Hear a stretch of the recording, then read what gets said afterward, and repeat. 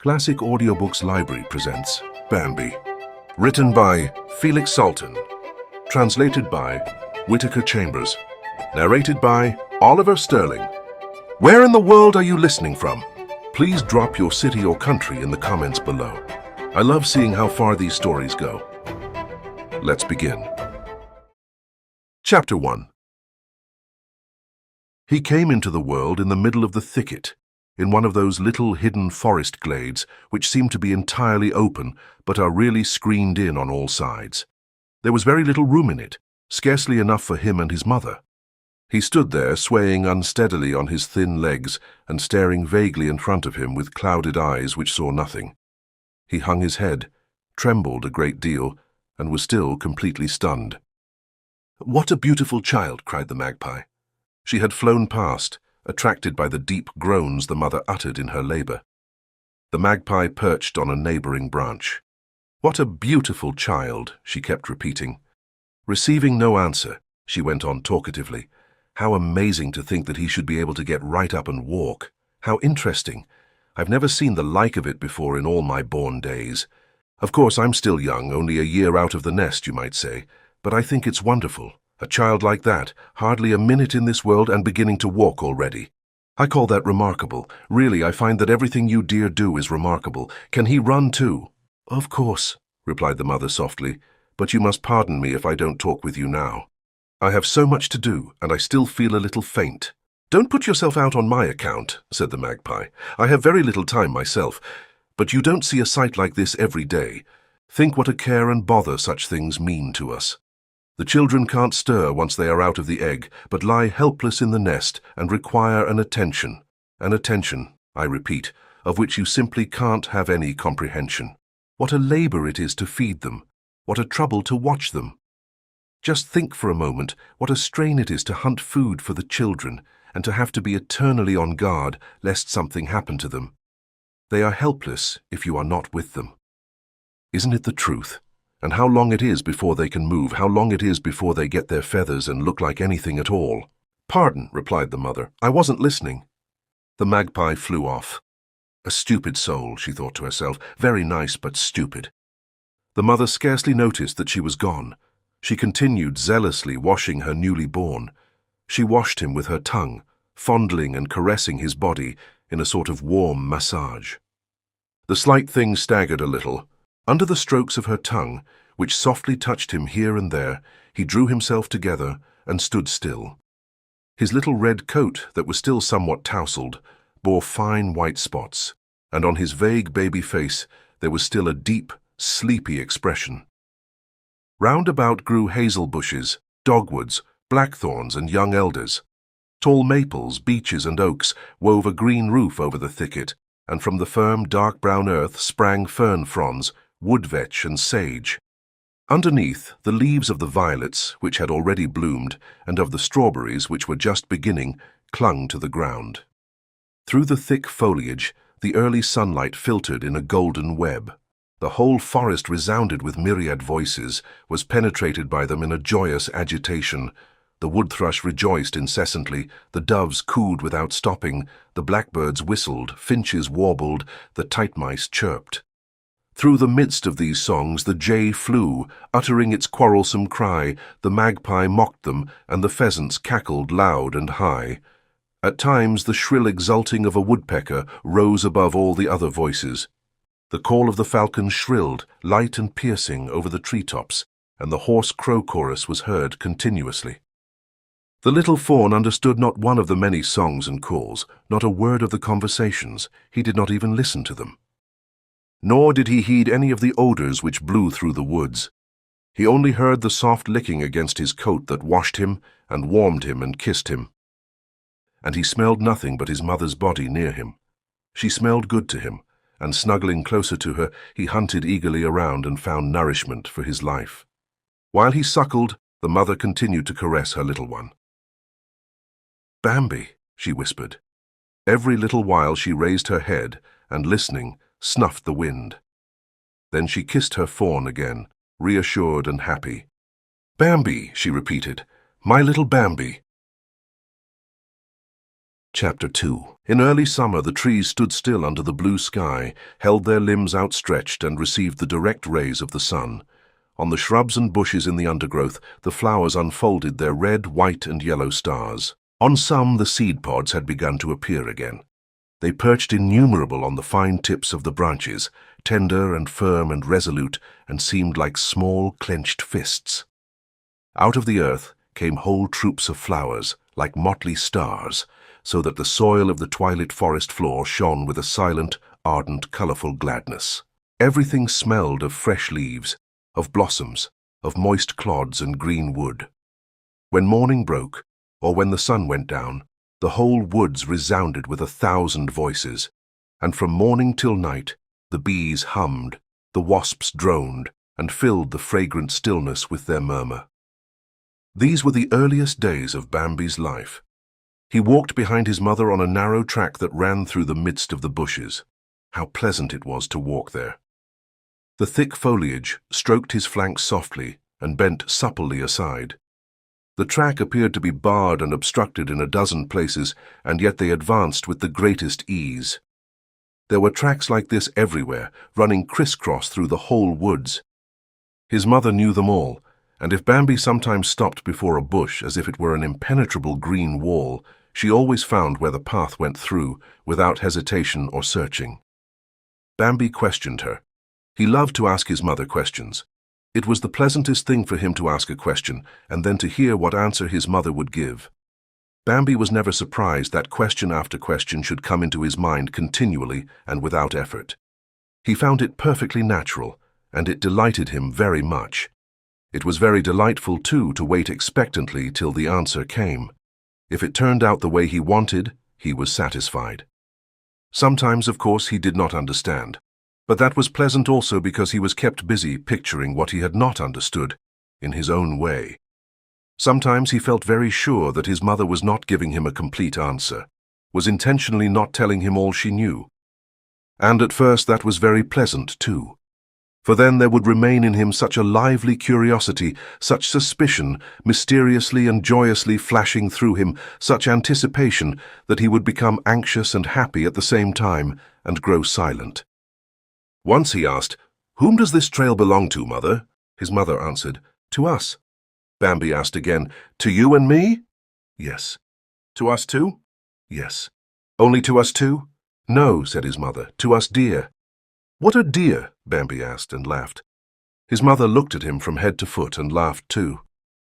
"You are a deer and I am a deer. We're both deer," she said. "Do you understand?" Bambi sprang into the air for joy. "Yes, I understand," he said. "I'm a little deer and you're a big deer, aren't you?" His mother nodded and said, "Now you see." But Bambi grew serious again. "Are there other deer besides you and me?" he asked. "Certainly," his mother said, "many of them." "Where are they?" cried Bambi. "Here, everywhere. But I don't see them." "You will soon," she said. "When?" Bambi stood still, wild with curiosity. "Soon." The mother walked on quietly. Bambi followed her. He kept silent, for he was wondering what soon might mean. He came to the conclusion that soon was certainly not now, but he wasn't sure at what time soon stopped being soon and began to be a long while. Suddenly he asked, "Who made this trail?" "We," his mother answered. Bambi was astonished. "We? You and I?" The mother said, We deer." Bambi asked, "Which deer?" "All of us," his mother said sharply. They walked on. Bambi was in high spirits and felt like leaping off the path, but he stayed close to his mother. Something rustled in front of them, close to the ground. The fern fronds and wood lettuce concealed something that advanced in violent motion. A thread-like little cry shrilled out piteously, then all was still. Only the leaves and the blades of grass shivered back into place. A ferret had caught a mouse. He came slinking by, slid sideways, and prepared to enjoy his meal. "What was that?" asked Bambi excitedly. "Nothing," his mother soothed him. "But," Bambi trembled, "but I saw it." "Yes, yes," said his mother, "don't be frightened. The ferret has killed a mouse." But Bambi was dreadfully frightened. A vast, unknown horror clutched at his heart. It was long before he could speak again. Then he asked, "Why did he kill the mouse?" "Because," his mother hesitated. "Let us walk faster," she said, as though something had just occurred to her and as though she had forgotten the question. She began to hurry. Bambi sprang after her. A long pause ensued. They walked on quietly again. Finally, Bambi asked anxiously, "Shall we kill a mouse too sometime?" "No," replied his mother. "Never?" asked Bambi. "Never," came the answer. "Why not?" asked Bambi, relieved. "Because we never kill anything," said his mother simply. Bambi grew happy again. Loud cries were coming from a young ash tree which stood near their path. The mother went along without noticing them, but Bambi stopped inquisitively. Overhead, 2 jays were quarreling about a nest they had plundered. "Get away, you murderer!" cried one. "Keep cool, you fool," the other answered. "I'm not afraid of you." "Look for your own nests," the first one shouted, "or I'll break your head for you." He was beside himself with rage. "What vulgarity!" he chattered. "What vulgarity!" The other jay had spied Bambi and fluttered down a few branches to shout at him. "What are you gawking at, you freak?" he screamed. Bambi sprang away terrified. He reached his mother and walked behind her again, frightened and obedient, thinking she had not noticed his absence. After a pause he asked, "Mother, what is vulgarity?" "I don't know," said his mother. Bambi thought a while. Then he began again. "Why were they both so angry with each other, Mother?" he asked. "They were fighting over food," his mother answered. "Will we fight over food too sometime?" Bambi asked. "No," said his mother. Bambi asked, "Why not?" "Because there is enough for all of us," his mother replied. Bambi wanted to know something else. "Mother," he began. "What is it?" "Will we be angry with each other sometime?" he asked. "No, child," said his mother. "We don't do such things." They walked along again. Presently it grew light ahead of them. It grew very bright. The trail ended with the tangle of vines and bushes. A few steps more, and they would be in the bright open space that spread out before them. Bambi wanted to bound forward, but his mother had stopped. "What is it?" he asked impatiently, already delighted. "It's the meadow," his mother answered. "What is a meadow?" asked Bambi insistently. His mother cut him short. "You'll soon find out for yourself," she said. She had become very serious and watchful. She stood motionless, holding her head high and listening intently. She sucked in deep breathfuls of air and looked very severe. "It's all right," she said at last. "We can go out." Bambi leaped forward, but his mother barred the way. "Wait till I call you," she said. Bambi obeyed at once and stood still. "That's right," said his mother to encourage him, "and now listen to what I am saying to you." Bambi heard how seriously his mother spoke and felt terribly excited. "Walking on the meadow is not so simple," his mother went on. "It's a difficult and dangerous business. Don't ask me why. You'll find that out later on. Now do exactly as I tell you to. Will you?" "Yes," Bambi promised. "Good," said his mother. "I'm going out alone first. Stay here and wait. And don't take your eyes off me for a minute. If you see me run back here, then turn round and run as fast as you can. I'll catch up with you soon." She grew silent and seemed to be thinking.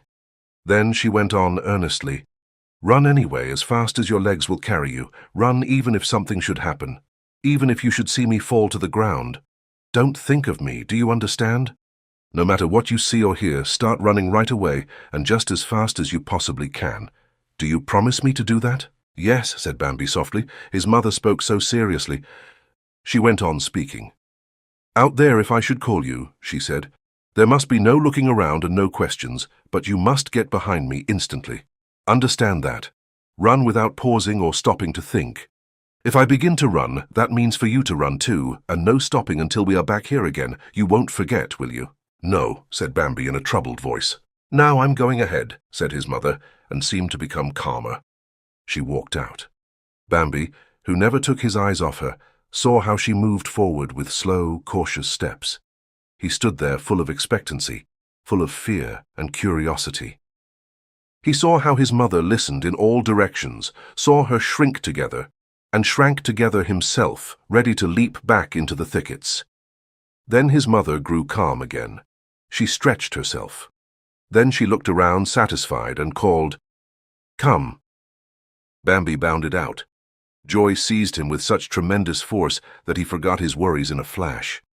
Through the thicket he could see only the green treetops overhead. Once in a while he caught a glimpse of the blue sky. Now he saw the whole heaven stretching far and wide, and he rejoiced without knowing why. In the forest he had seen only a stray sunbeam now and then, or the tender, dappled light that played through the branches.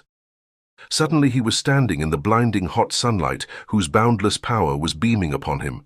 He stood in the splendid warmth that made him shut his eyes, but which opened his heart. Bambi was as though bewitched. He was completely beside himself with pleasure. He was simply wild. He leaped into the air 3, 4, 5 times. He had to do it. He felt a terrible desire to leap and jump. He stretched his young limbs joyfully. His breath came deeply and easily. He drank in the air.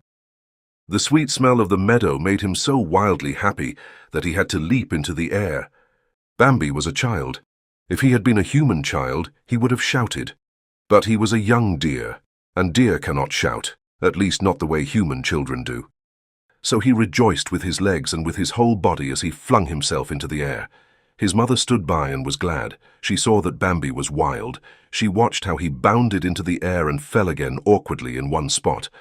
She saw how he stared around him, dazed and bewildered, only to leap up over and over again. She understood that Bambi knew only the narrow deer tracks in the forest and how his brief life was used to the limits of the thicket. He did not move from one place because he did not understand how to run freely around the open meadow. So she stretched out her forefeet and bent laughingly towards Bambi for a moment. Then she was off with one bound, racing around in a circle so that the tall grass stems swished. Bambi was frightened and stood motionless. Was that a sign for him to run back to the thicket? His mother had said to him, "Don't worry about me no matter what you see or hear. Just run as fast as you can." He was going to turn around and run, as she had commanded him to, but his mother came galloping up suddenly. She came up with a wonderful swishing sound and stopped 2 steps from him. She bent towards him, laughing as she had at first, and cried, "Catch me!" And in a flash, she was gone. Bambi was puzzled. What did she mean?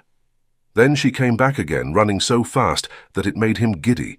She pushed his flank with her nose and said quickly, "Try to catch me," and fled away. Bambi started after her. He took a few steps. Then his steps became short bounds. He felt as if he were flying without any effort on his part. There was a space under his hoofs, space under his bounding feet, space and still more space. Bambi was beside himself with joy. The swishing grass sounded wonderful to his ears. It was marvelously soft and as fine as silk where it brushed against him. He ran round in a circle. He turned and flew off in a new circle, turned around again and kept running. His mother was standing still, getting her breath again. She kept following Bambi with her eyes. He was wild. Suddenly the race was over. He stopped and came up to his mother, lifting his hooves elegantly. He looked joyfully at her. Then they strolled contentedly side by side. Since he had been in the open, Bambi had felt the sky and the sun and the green meadow with his whole body. He took one blinding, giddy glance at the sun, and he felt its rays as they lay warmly on his back. Presently he began to enjoy the meadow with his eyes also. Its wonders amazed him at every step he took. You could not see the tiniest speck of earth the way you could in the forest. Blade after blade of grass covered every inch of the ground. It tossed and waved luxuriantly. It bent softly aside under every footstep, only to rise up unharmed again. The broad green meadow was starred with white daisies, with the thick, round red and purple clover blossoms and bright golden dandelion heads. "Look, look, Mother," Bambi exclaimed. "There's a flower flying." "That's not a flower," said his mother. "That's a butterfly." Bambi stared at the butterfly, entranced. It had darted lightly from a blade of grass and was fluttering about in its giddy way. Then Bambi saw that there were many butterflies flying in the air above the meadow. They seemed to be in a hurry, and yet moved slowly, fluttering up and down in a sort of game that delighted him. They really did look like gay flying flowers that would not stay on their stems, but had unfastened themselves in order to dance a little. They looked, too, like flowers that come to rest at sundown, but have no fixed places and have to hunt for them, dropping down and vanishing as if they really had settled somewhere, yet always flying up again, a little way at first, then higher and higher, and always searching farther and farther, because all the good places have already been taken. Bambi gazed at them all. He would have loved to see one close by. He wanted to see one face to face, but he was not able to. They sailed in and out continually. The air was aflutter with them. When he looked down at the ground again, he was delighted with the thousands of living things he saw stirring under his hooves. They ran and jumped in all directions. He would see a wild swarm of them, and the next moment they had disappeared in the grass again. "Who are they, Mother?" he asked. "Those are ants," his mother answered. "Look!" cried Bambi. "See that piece of grass jumping. Look how high it can jump." "That's not grass," his mother explained. "That's a nice grasshopper." "Why does he jump that way?" asked Bambi. "Because we're walking here," his mother answered. "He's afraid we'll step on him." "Oh," said Bambi, turning to the grasshopper who was sitting on a daisy. "Oh," he said again politely, "you don't have to be afraid. We won't hurt you." "I'm not afraid," the grasshopper replied in a quavering voice. "I was only frightened for a moment when I was talking to my wife." "Excuse us for disturbing you," said Bambi shyly. "Not at all," the grasshopper quavered. "Since it's you, it's perfectly all right, but you never know who's coming and you have to be careful." "This is the first time in my life that I've ever been on the meadow," Bambi explained. "My mother brought me." The grasshopper was sitting with his head lowered, as though he were going to butt. He put on a serious face and murmured, "That doesn't interest me at all. I haven't time to stand here gossiping with you. I have to be looking for my wife. Hop!" And he gave a jump. "Hop!" said Bambi in surprise at the high jump with which the grasshopper vanished. Bambi ran to his mother. "Mother, I spoke to him," he cried. "To whom?" his mother asked. "To the grasshopper," Bambi said. "I spoke to him. He was very nice to me, and I like him so much. He's so wonderful and green, and you can see through his sides. They look like leaves, but you can't see through a leaf." "Those are his wings," said his mother. "Oh," Bambi went on, "and his face is so serious and wise, but he was very nice to me anyhow, and how he can jump. Hop, he said, and he jumped so high I couldn't see him any more." They walked on. The conversation with the grasshopper had excited Bambi and tired him a little, for it was the first time he had ever spoken to a stranger. He felt hungry and pressed close to his mother to be nursed. Then he stood quietly and gazed dreamily into space for a little while with a sort of joyous ecstasy that came over him every time he was nursed by his mother. He noticed a bright flower moving in the tangled grasses. Bambi looked more closely at it. No, it wasn't a flower, but a butterfly. Bambi crept closer. The butterfly hung heavily to a grass stem and fanned its wings slowly. "Please sit still," Bambi said. "Why should I sit still? I'm a butterfly," the insect answered in astonishment. "Oh, please sit still just for a minute," Bambi pleaded. "I've wanted so much to see you close to. Please." "Well," said the butterfly, "for your sake I will, but not for long." Bambi stood in front of him. "How beautiful you are," he cried, fascinated. "How wonderfully beautiful, like a flower." "What?" cried the butterfly, fanning his wings. "Did you say like a flower? In my circle it's generally supposed that we're handsomer than flowers." Bambi was embarrassed. "Oh, yes," he stammered. "Much handsomer, excuse me. I only meant—" "Whatever you meant is all one to me," the butterfly replied. He arched his thin body affectedly and played with his delicate feelers. Bambi looked at him enchanted. "How elegant you are," he said. "How elegant and fine, and how splendid and white your wings are." The butterfly spread his wings wide apart, then raised them till they folded together like an upright sail. "Oh!" cried Bambi. "I know that you are handsomer than the flowers. Besides, you can fly and the flowers can't because they grow on stems, that's why." The butterfly spread his wings. "It's enough," he said, "that I can fly." He soared so lightly that Bambi could hardly see him or follow his flight. His wings moved gently and gracefully. Then he fluttered into the sunny air. "I only sat still that long on your account," he said, balancing in the air in front of Bambi. "Now I'm going." That was how Bambi found the meadow. Chapter 3. In the heart of the forest was a little glade that belonged to Bambi's mother. It lay only a few steps from the narrow trail where the deer went bounding through the woods. But no one could ever have found it who did not know the little passage leading to it through the thick bushes. The glade was very narrow, so narrow that there was only room for Bambi and his mother, and so low that when Bambi's mother stood up, her head was hidden among the branches. Sprays of hazel, firs, and dogwood, woven about each other, intercepted the little bit of sunlight that came through the treetops, so that it never reached the ground. Bambi had come into the world in this glade. It was his mother's and his. His mother was lying asleep on the ground. Bambi had dozed a little too, but suddenly he had become wide awake. He got up and looked around. The shadows were so deep where he was that it was almost dark. From the woods came soft rustlings. Now and again the titmice chirped. Now and again came the clear hammering of the woodpecker or the joyless call of a crow. Everything else was still, far and wide. But the air was sizzling in the midday heat so that you could hear it if you listened closely. And it was stiflingly sweet. Bambi looked down at his mother and said, "Are you asleep?" No, his mother was not asleep. She had awakened the moment Bambi got up. "What are we going to do now?" Bambi asked. "Nothing," his mother answered. "We're going to stay right where we are. Lie down like a good boy and go to sleep."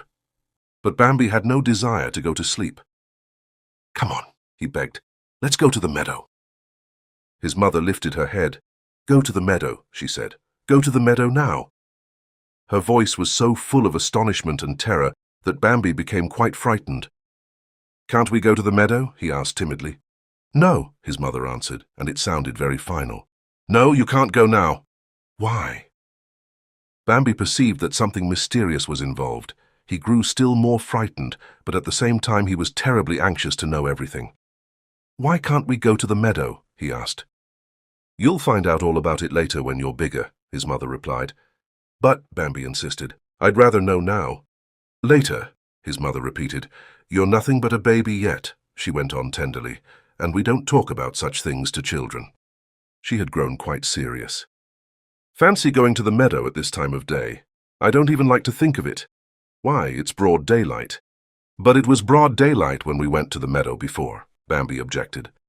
"That's different," his mother explained. "It was early in the morning." "Can we only go there early in the morning?" Bambi was very curious.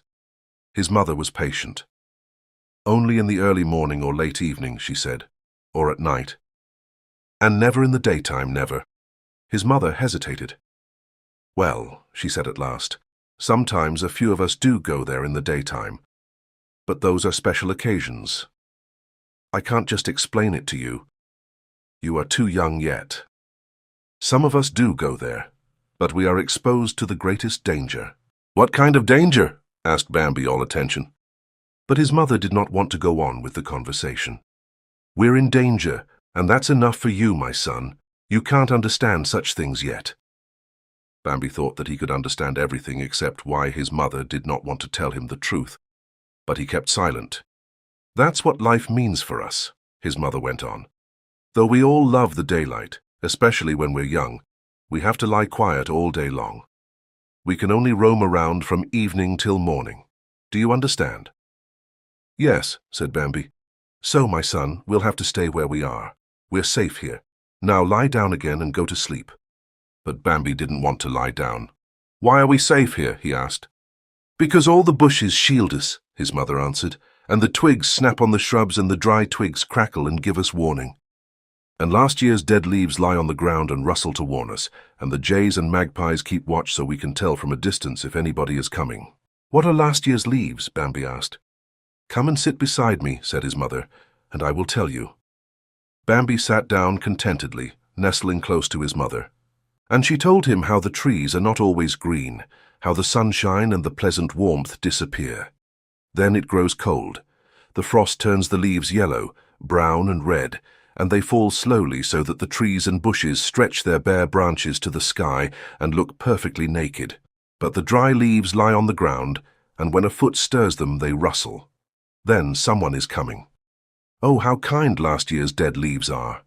They do their duty so well and are so alert and watchful. Even in midsummer, there are a lot of them hidden beneath the undergrowth, and they give warning in advance of every danger. Bambi pressed close against his mother. It was so cozy to sit there and listen while his mother talked.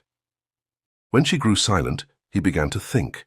He thought it was very kind of the good old leaves to keep watch, though they were all dead and frozen and had suffered so much. He wondered just what that danger could be that his mother was always talking about, but too much thought tired him. Round about him it was still. Only the air sizzling in the heat was audible. Then he fell asleep. Chapter 4. One evening Bambi was roaming about the meadow again with his mother. He thought that he knew everything there was to see or hear there, but in reality it appeared that he did not know as much as he thought. This time was just like the first. Bambi played tag with his mother. He ran around in circles, and the open space, the deep sky, the fresh air intoxicated him so that he grew perfectly wild. After a while he noticed that his mother was standing still. He stopped short in the middle of a leap so suddenly that his 4 legs spread far apart. To get his balance, he bounded high into the air and then stood erect. His mother seemed to be talking to someone he couldn't make out through the tall grasses. Bambi toddled up inquisitively. 2 long ears were moving in the tangled grass stems close to his mother. They were greyish-brown and prettily marked with black stripes. Bambi stopped, but his mother said, "Come here. This is our friend, the hare. Come here like a nice boy and let him see you." Bambi went over. There sat the hare, looking like a very honest creature. At times his long spoon-like ears stood bolt upright. At others they fell back limply, as though they had suddenly grown weak. Bambi became somewhat critical as he looked at the whiskers that stood out so stiff and straight on both sides of the hare's mouth. But he noticed that the hare had a very mild face and extremely good-natured features, and that he cast timid glances at the world from out of his big round eyes. The hare really did look friendly. Bambi's passing doubts vanished immediately, but oddly enough he had lost all the respect. He originally felt for the hare. "Good evening, young man," the hare greeted him with studied politeness. Bambi merely nodded good evening. He didn't understand why, but he simply nodded. He was very friendly and civil, but a little condescending. He could not help it himself. Perhaps he was born that way. "What a charming young prince," said the hare to Bambi's mother. He looked at Bambi attentively, raising first one spoon-like ear, then the other, and then both of them, and letting them fall again, suddenly and limply, which didn't please Bambi. The motion of the hare's ears seemed to say, "He isn't worth bothering with." Meanwhile, the hare continued to study Bambi with his big, round eyes. His nose and his mouth with the handsome whiskers moved incessantly in the same way a man who is trying not to sneeze twitches his nose and lips. Bambi had to laugh. The hare laughed quickly too, but his eyes grew more thoughtful. "I congratulate you," he said to Bambi's mother. "I sincerely congratulate you on your son. Yes, indeed, he'll make a splendid prince in time. Anyone can see that." To Bambi's boundless surprise, he suddenly sat straight on his hind legs. After he had spied all around with his ears stiffened and his nose constantly twitching, he sat down decently on all fours again. "Now, if you good people will excuse me," he said at last, "I have all kinds of things to do tonight. If you'll be so good as to excuse me." He turned away and hopped off with his ears back so that they touched his shoulders. "Good evening," Bambi called after him. His mother smiled. "The good hare," she said. "He is so suave and prudent. He doesn't have an easy time of it in this world." There was sympathy in her voice. Bambi strolled about a little and left his mother to her meal. He wanted to meet his friend again, and he wanted to make new acquaintances, besides. For without being very clear himself what it was he wanted, he felt a certain expectancy. Suddenly, at a distance, he heard a soft rustling on the meadow and felt a quick, gentle step tapping the ground. He peered ahead of him. Over on the edge of the woods, something was gliding through the grasses. Was it alive? No, there were 2 things. Bambi cast a quick glance at his mother, but she wasn't paying attention to anything and had her head deep in the grass. But the game was going on the other side of the meadow in a shifting circle, exactly as Bambi himself had raced around before. Bambi was so excited that he sprang back as if he wanted to run away. Then his mother noticed him and raised her head. "What's the matter?" she called. But Bambi was speechless. He could not find his tongue and only stammered, "Look over there." His mother looked over. "I see," she said. "That's my sister, and sure enough she has a baby too now. No, she has 2 of them." His mother spoke at first out of pure happiness, but she had grown serious. To think that Ina has 2 babies, she said. 2 of them. Bambi stood gazing across the meadow. He saw a creature that looked just like his mother. He hadn't even noticed her before. He saw that the grasses were being shaken in a double circle, but only a pair of reddish backs were visible like thin red streaks. "Come," his mother said. "We'll go over. There'll be company for you." Bambi would have run, but as his mother walked slowly, peering to right and to left at every step, he held himself back. Still, he was bursting with excitement and very impatient. "I thought we would meet Ina sometime," his mother went on to say. "Where can she have been keeping herself? I thought I knew she had 1 child, that wasn't hard to guess. But 2 of them. At last the others saw them and came to meet them. Bambi had to greet his aunt, but his mind was entirely on the children. His aunt was very friendly. "Well," she said to him, "this is Gobo and that is Feline. Now you run along and play together." The children stood stock still and stared at each other, Gobo close beside Feline and Bambi in front of him. None of them stirred. They stood and gaped. "Run along," said Bambi's mother. "You'll soon be friends." "What a lovely child," Aunt Ina replied. "He is really lovely, so strong, and he stands so well." "Oh, well," said his mother modestly, "we have to be content. But to have 2 of them, Ina—" "Oh, yes, that's all very well," Ina declared. "You know, dear, I've had children before." "Bambi is my first," his mother said. "We'll see," Ina comforted her. "Perhaps it will be different with you next time, too." The children were still standing and staring at each other. No one said a word. Suddenly, Feline gave a leap and rushed away. It had become too much for her. In a moment, Bambi darted after her. Gobo followed him. They flew around in a semicircle. They turned tail and fell over each other. Then they chased each other up and down. It was glorious. When they stopped, all topsy-turvy and somewhat breathless, they were already good friends. They began to chatter. Bambi told them how he talked to the nice grasshopper and the butterfly. "Did you ever talk to the goldbug?" asked Feline. No, Bambi had never talked to the goldbug. He did not even know who he was. "I've talked to him often," Feline declared a little pertly. "The jay insulted me," said Bambi. "Really?" said Gobo, astonished. "Did the jay treat you like that?" Gobo was very easily astonished and was extremely timid. "Well," he observed, "the hedgehog stuck me in the nose, but he only mentioned it in passing." "Who is the hedgehog?" Bambi asked eagerly.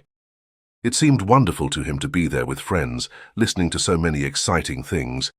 "The hedgehog is a terrible creature," cried Feline, "full of long spines all over his body and very wicked."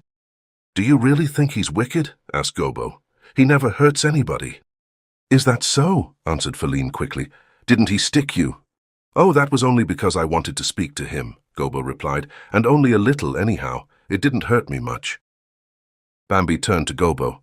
"Why didn't he want you to talk to him?" he asked. "He doesn't talk to anybody," Feline interrupted. "Even if you just come where he is, he rolls himself up so he's nothing but prickles all over. Our mother says he's one of those people who don't want to have anything to do with the world."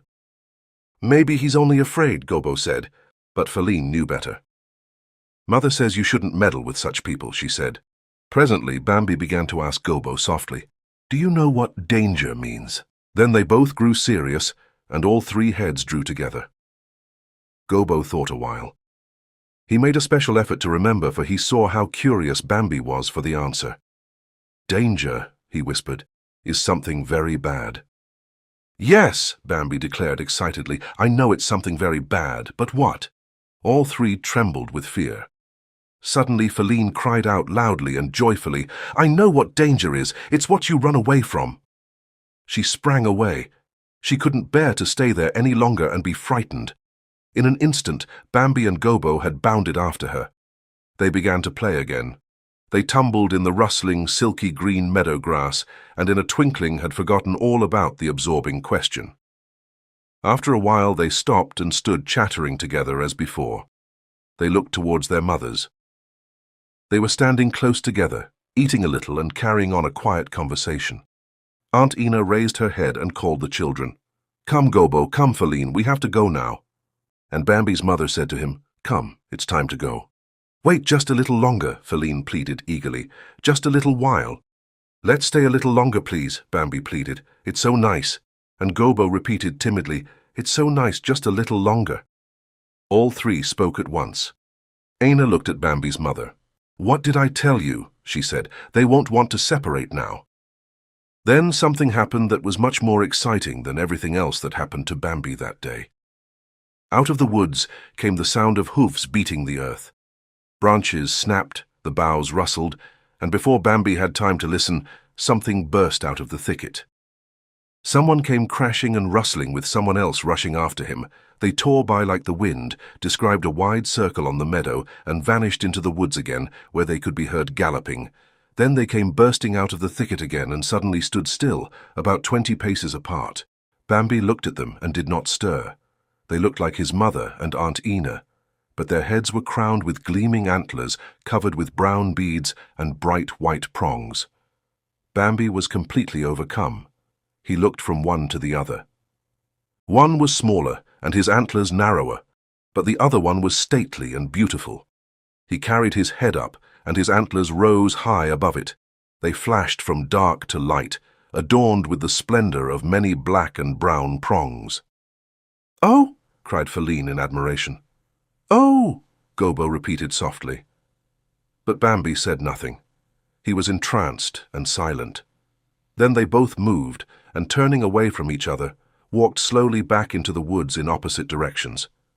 The stately stag passed close to the children and Bambi's mother and Aunt Ina. He passed by in silent splendor, holding his noble head royally high and honoring no one with so much as a glance. The children did not dare to breathe till he had disappeared into the thicket. They turned to look after the other one, but at that very moment the green door of the forest closed on him. Feline was the first to break the silence. "Who were they?" she cried, but her pert little voice trembled. "Who were they?" Gobo repeated in a hardly audible voice. Bambi kept silent. Aunt Ina said solemnly, "Those were your fathers." Nothing more was said, and they parted. Aunt Ina led her children into the nearest thicket. It was her trail.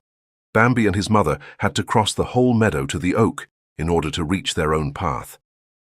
He was silent for a long time before he finally asked, "Didn't they see us?" His mother understood what he meant and replied, "Of course they saw all of us." Bambi was troubled. He felt shy about asking questions, but it was too much for him. "Then why?" he began and stopped. His mother helped him along. "What is it you want to know, son?" she asked. "Why didn't they stay with us?" "They don't ever stay with us," his mother answered. "Only at times." Bambi continued, "But why didn't they speak to us?" His mother said, "They don't speak to us now, only at times. We have to wait till they come to us, and we have to wait for them to speak to us.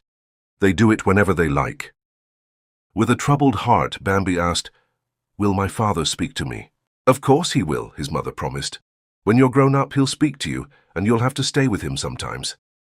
Bambi walked silently beside his mother, his whole mind filled with his father's appearance. "How handsome he is," he thought over and over again. "How handsome he is." As though his mother could read his thoughts, she said, "If you live, my son, if you are cunning and don't run into danger, you'll be as strong and handsome as your father is sometime, and you'll have antlers like his too." Bambi breathed deeply, his heart swelled, with joy and expectancy. Chapter 5. Time passed, and Bambi had many adventures and went through many experiences. Every day brought something new. Sometimes he felt quite giddy. He had so incredibly much to learn. He could listen now, not merely hear, when things happened so close that they struck the ear of their own accord. No, there was really no art in that. He could really listen intelligently now to everything that stirred, no matter how softly. He heard even the tiniest whisper that the wind brought by. For instance, he knew that a pheasant was running through the next bushes. He recognized clearly the soft, quick tread that was always stopping. He knew by ear the sound the field mice make when they run to and fro on their little paths, and the patter of the moles when they are in a good humor and chase one another around the elder bushes so that there is just the slightest rustling. He heard the shrill, clear call of the falcon, and he knew from its altered, angry tones when a hawk or an eagle approached. The falcon was angry because she was afraid her field would be taken from her. He knew the beat of the wood dove's wings, the beautiful, distant, soaring cries of ducks, and many other things besides. He knew how to snuff the air now, too. Soon he would do it as well as his mother. He could breathe in the air and at the same time analyze it with his senses. That's clover and meadow grass, he would think when the wind blew off the fields. And friend Hare is out there too, I can smell him plainly. Again he would notice through the smell of leaves and earth, wild leek and wood mustard, that the ferret was passing by. He could tell by putting his nose to the ground and snuffing deeply that the fox was afoot. Or he would know that one of his family was somewhere nearby. It might be Aunt Ina and the children. By now he was good friends with the night, and no longer wanted to run about so much in broad daylight. He was quite willing to lie all day long in the shade of the leafy glade with his mother. He would listen to the air sizzling in the heat, and then fall asleep. From time to time he would wake up, listen and snuff the air to find out how things stood. Everything was as it should be. Only the titmice were chattering a little to each other, the midges, who were hardly ever still, hummed, while the wood doves never ceased declaiming their ecstatic tenderness. What concern was it of his? He would drop off to sleep again.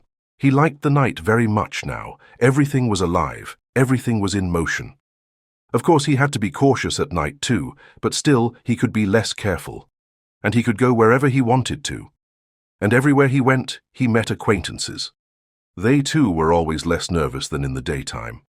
At night the woods were solemn and still. There were only a few voices. They sounded loud in the stillness, and they had a different ring from daytime voices and left a deeper impression. Bambi liked to see the owl. She had such a wonderful flight, perfectly light and perfectly noiseless. She made as little sound as a butterfly, and yet she was so dreadfully big. She had such striking features too, so pronounced and so deeply thoughtful, and such wonderful eyes. Bambi admired her firm, quietly courageous glance. He liked to listen when she talked to his mother, or to anybody else. He would stand a little to one side, for he was somewhat afraid of the masterful glance that he admired so much. He did not understand most of the clever things she said, but he knew they were clever, and they pleased him and filled him with respect for the owl. Then the owl would begin to hoot. "Ha! Ha! Ha! Ha! Ah!" she would cry. It sounded different from the thrush's song or the yellowbird's, different from the friendly notes of the cuckoo. But Bambi loved the owl's cry, for he felt its mysterious earnestness, its unutterable wisdom and strange melancholy. Then there was the screech owl, a charming little fellow, lively and gay with no end to his inquisitiveness. He was bent on attracting attention. "Oi! Yeek! Oi! Yeek!" he would call in a terrible, high-pitched, piercing voice. It sounded as if he were on the point of death. But he was really in a beaming good humor and was hilariously happy whenever he frightened anybody. "Oi! Yeek!" he would cry so dreadfully loud that the forests heard it for a mile around.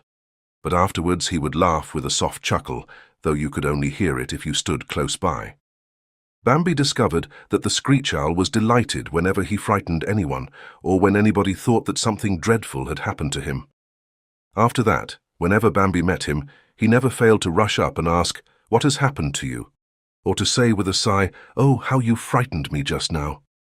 Then the owl would be delighted. "Oh, yes," he would say, laughing, "it sounds pretty gruesome." He would puff up his feathers into a greyish-white ball and look extremely handsome. There were storms, too, once or twice, both in the daytime and at night. The first was in the daytime, and Bambi felt himself grow terrified as it became darker and darker in his glade. It seemed to him as if night had covered the sky at midday. When the raging storm broke through the woods so that the trees began to groan aloud, Bambi trembled with terror. And when the lightning flashed and the thunder growled, Bambi was numb with fear and thought the end of the world had come. He ran behind his mother, who had sprung up somewhat disturbed and was walking back and forth in the thicket. He could not think about nor understand anything. The rain fell in raging torrents. Everyone had run to shelter. The woods were empty. But there was no escaping the rain. The pouring water penetrated even the thickest parts of the bushes. Presently the lightning stopped, and the fiery rays ceased to flicker through the treetops. The thunder rolled away. Bambi could hear it in the distance, and soon it stopped altogether. The rain beat more gently. It pattered evenly and steadily around him for another hour. The forest stood breathing deeply in the calm and let the water drain off. No one was afraid to come out anymore. That feeling had passed. The rain had washed it away. Never before had Bambi and his mother gone to the meadow as early as on that evening. It was not even dusk yet. The sun was still high in the sky, the air was extremely fresh and smelt sweeter than usual, and the woods rang with 1,000 voices, for everyone had crept out of his shelter and was running excitedly, telling what had just happened. Before they went on to the meadow, they passed the great oak that stood near the forest's edge, close to their trail. They always had to pass that beautiful big tree when they went to the meadow. This time the squirrel was sitting on a branch and greeted them. Bambi was good friends with the squirrel. The first time he met him, he took him for a very small deer because of the squirrel's red coat and stared at him in surprise. But Bambi had been very childish at that time and had known nothing at all. The squirrel pleased him greatly from the first. He was so thoroughly civil and talkative, and Bambi loved to see how wonderfully he could turn and climb and leap and balance himself. In the middle of a conversation, the squirrel would run up and down the smooth tree trunk as though there was nothing to it. Or he would sit upright on a swaying branch, balance himself comfortably with his bushy tail that stuck up so gracefully behind him, display his white chest, hold his little forepaws elegantly in front of him, nod his head this way and that, laugh with his jolly eyes and, in a twinkling, say a lot of comical and interesting things. Then he would come down again, so swiftly and with such leaps that you expected him to tumble on his head. He twitched his long tail violently and called to them from overhead, "Good day, good day. It's so nice of you to come over." Bambi and his mother stopped. The squirrel ran down the smooth trunk. "Well," he chattered, "did you get through it all right? Of course I see that everything is first rate. That's the main thing."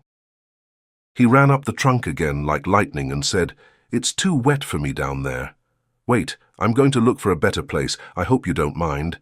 "Thanks, I knew you wouldn't, and we can talk just as well from here." He ran back and forth along a straight limb. "It was a bad business," he said. "A monstrous uproar. You wouldn't believe how scared I was. I hunched myself up as still as a mouse in the corner and hardly dared move. That's the worst of it, having to sit there and not move. And all the time you're hoping nothing will happen. But my tree is wonderful in such cases. There's no denying it. My tree is wonderful. I'll say that for it. I'm satisfied with it. As long as I've had it, I've never wanted any other. But when it cuts loose the way it did today, you're sure to get frightened no matter where you are." The squirrel sat up, balancing himself with his handsome upright tail. He displayed his white chest and pressed both forepaws protestingly against his heart. You believed without his adding anything that he had been excited. "We're going to the meadow now to dry ourselves off in the sun," Bambi's mother said. "That's a good idea," cried the squirrel. "You're really so clever. I'm always saying how clever you are." With a bound, he sprang onto a higher branch. "You couldn't do anything better than go to the meadow now," he called down. Then he swung with light bounds back and forth through the treetop. "I'm going up where I can get the sunlight," he chattered merrily. "I'm all soaked through. I'm going all the way up." He didn't care whether they were still listening to him or not. The meadow was full of life. Friend Hare was there and had brought along his family. Aunt Ina was there with her children and a few acquaintances. That day Bambi saw the fathers again. They came slowly out of the forest from opposite directions. There was a third stag, too. Each walked slowly in his track, back and forth, along the meadow. They paid no attention to anyone, and did not even talk to one another. Bambi looked at them frequently. He was respectful, but full of curiosity. Then he talked to Feline and Gobo and a few other children. He wanted to play a while. All agreed, and they began running around in a circle. Feline was the gayest of all. She was so fresh and nimble and brimming over with bright ideas. But Gobo was soon tired. He had been terribly frightened by the storm. His heart had hammered loudly and was still pounding. There was something very weak about Gobo, but Bambi liked him because he was so good and willing, and always a little sad without letting you know it.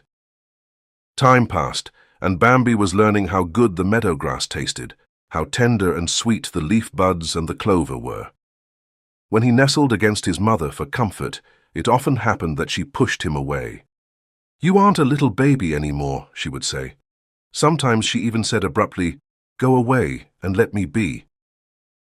It even happened sometimes that his mother got up in the little forest glade, got up in the middle of the day, and went off without noticing whether Bambi was following her or not. At times it seemed, when they were wandering down the familiar paths, as if his mother did not want to notice whether Bambi was behind her or was trailing after. One day his mother was gone. Bambi did not know how such a thing could be possible, he could not figure it out. But his mother was gone, and for the first time, Bambi was left alone. He wandered about, he was troubled, he grew worried and anxious, and began to want her terribly. He stood quite sadly, calling her. Nobody answered and nobody came. He listened and snuffed the air. He could not smell anything. He called again, softly, pathetically, tearfully. He called, "Mother, Mother," in vain. Then despair seized him. He could not stand it and started to walk. He wandered down the trails he knew, stopping and calling. He wandered farther and farther with hesitating steps, frightened and helpless. He was very downcast. He went on and came to trails where he had never been before. He came to places that were strange to him. He no longer knew where he was going. Then he heard two childish voices like his own, calling, "Mother, Mother!" He stood still and listened. Surely that was Gobbo and Feline. It must be they. He ran quickly towards the voices, and soon he saw their little red jackets showing through the leaves. Gobbo and Feline were standing side by side under a dogwood tree and calling mournfully, "Mother, Mother!" They were overjoyed when they heard the rustling in the bushes, but they were disappointed when they saw Bambi. They were a little consoled that he was there, however, and Bambi was glad not to be all alone anymore. "My mother is gone," Bambi said. "Ours is gone too," Gobbo answered plaintively. They looked at one another and were quite despondent. "Where can they be?" asked Bambi. He was almost sobbing. "I don't know," sighed Gobbo. His heart was pounding and he felt miserable. Suddenly Feline said, "I think they may be with our fathers." Gobbo and Bambi looked at her surprised. They were filled with awe. "You mean that they're visiting our fathers?" asked Bambi and trembled. Feline trembled too, but she made a wise face. She acted like a person who knows more than she will let on. Of course she knew nothing. She could not even guess where her idea came from. But when Gobbo repeated, "Do you really think so?" she put on a meaningful air and answered mysteriously, "Yes, I think so." Anyway, it was a suggestion that needed to be thought about, but in spite of that, Bambi felt no easier. He couldn't even think about it. He was too troubled and too sad. He went off. He wouldn't stay in one place. Feline and Gobbo went along with him for a little way. All three were calling, "Mother, Mother!" Then Gobbo and Feline stopped. They did not dare go any farther. Feline said, "Why should we? Mother knows where we are. Let's stay here so she can find us when she comes back." Bambi went on alone. He wandered through a thicket to a little clearing. In the middle of the clearing, Bambi stopped short. He suddenly felt as if he were rooted to the ground and could not move. On the edge of the clearing, by a tall hazel bush, a creature was standing. Bambi had never seen such a creature before. At the same time, the air brought him a scent such as he had never smelled in his life. It was a strange smell, heavy and acrid. It excited him to the point of madness. Bambi stared at the creature. It stood remarkably erect. It was extremely thin and had a pale face, entirely bare around the nose and the eyes. A kind of dread emanated from that face, a cold terror. That face had a tremendous power over him. It was unbearably painful to look at that face, and yet Bambi stood staring fixedly at it. For a long time the creature stood without moving. Then it stretched out a leg from high up near its face. Bambi had not even noticed that there was one there. But as that terrible leg was reaching out into the air, Bambi was swept away by the mere gesture. In a flash, he was back into the thicket he came from and was running away. In a twinkling, his mother was with him again, too. She bounded beside him over shrubs and bushes. They ran side by side as fast as they could. His mother was in the lead. She knew the way, and Bambi followed. They ran till they came to their glade. "Did you see him?" asked the mother softly. Bambi could not answer. He had no breath left. He only nodded. "That was he," said the mother. And they both shuddered. Chapter 6. Bambi was often alone now, but he was not so troubled about it as he had been the first time. His mother would disappear, and no matter how much he called her, she wouldn't come back. Later, she would appear unexpectedly and stay with him as before. One night, he was roaming around quite forlorn again. He could not even find Gobbo and Feline. The sky had become pale grey, and it began to darken so that the treetops seemed like a vault over the bushy undergrowth. There was a swishing in the bushes, a loud rustling came through the leaves, and Bambi's mother dashed out. Someone else raced close behind her. Bambi did not know whether it was Aunt Ina or his father or someone else, but he recognized his mother at once. Though she rushed past him so quickly, he had recognized her voice. She screamed, and it seemed to Bambi as if it were in play, though he thought it sounded a little frightened too. One day Bambi wandered for hours through the thicket. At last he began to call. He simply couldn't bear to be so utterly lonely anymore. He felt that pretty soon he'd be perfectly miserable. So he began to call for his mother. Suddenly one of the fathers was standing in front of him, looking sternly down at him. Bambi hadn't heard him coming and was terrified. This stag looked more powerful than the others, taller and prouder. His coat shone with a deeper, richer red, but his face shimmered, silvery grey. And tall, black-beaded antlers rose high above his nervous ears. "What are you crying about?" the old stag asked severely. Bambi trembled in awe and did not dare answer. "Your mother has no time for you now," the old stag went on.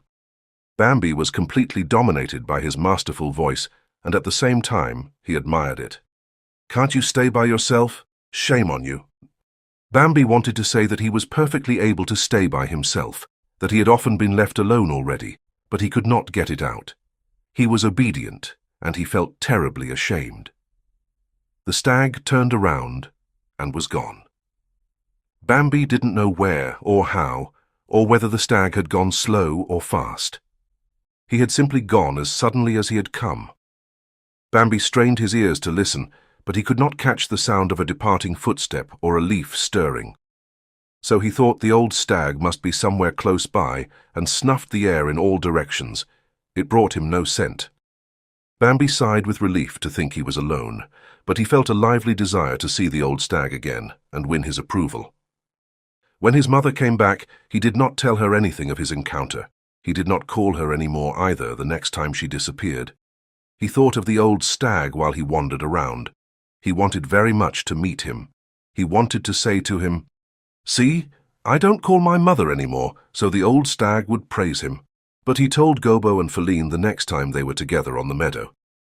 They listened attentively and had nothing to relate that could compare with this. "Weren't you frightened?" asked Gobbo excitedly. Oh well, Bambi confessed he had been frightened, but only a little. "I should have been terribly frightened," Gobbo declared. Bambi replied, "No, he hadn't been very much afraid because the stag was so handsome. That wouldn't have helped me much," Gobbo added. "I'd have been too afraid to look at him. When I'm frightened, I have streaks before my eyes so that I can't see at all, and my heart beats so fast that I can't breathe." Feline became very thoughtful after Bambi's story and did not say anything. But the next time they met, Gobbo and Feline bounded up in great haste. They were alone again, and so was Bambi. "We have been hunting for you all this time," cried Gobbo. "Yes," Feline said importantly, "because now we know who it was you saw." Bambi bounded into the air for curiosity and asked, "Who?" Feline said solemnly, "It was the old prince." "Who told you that?" Bambi demanded. "Mother," Feline replied. Bambi was amazed. "Did you tell her the whole story?" They both nodded. "But it was a secret," Bambi cried angrily. Gobbo tried to shield himself at once. "I didn't do it, it was Feline," he said. But Feline cried excitedly, "What do you mean, a secret? I wanted to know who it was. Now we all know, and it's much more exciting." Bambi was burning up with desire to hear all about it and let himself be mollified. Feline told him everything. "The old prince is the biggest stag in the whole forest. There isn't anybody else that compares with him. Nobody knows how old he is. Nobody can find out where he lives. No one knows his family. Very few have seen him even once. At times he was thought to be dead because he hadn't been seen for so long. Then someone would see him again for a second, and so they knew he was still alive. Nobody had ever dared ask him where he had been. He speaks to nobody, and no one dares speak to him. He uses trails none of the others ever use. He knows the very depths of the forest, and he does not know such a thing as danger. Other princes fight one another at times, sometimes in fun or to try each other out, sometimes in earnest. For many years no one has fought with the old stag, and of those who fought with him long ago not one is living.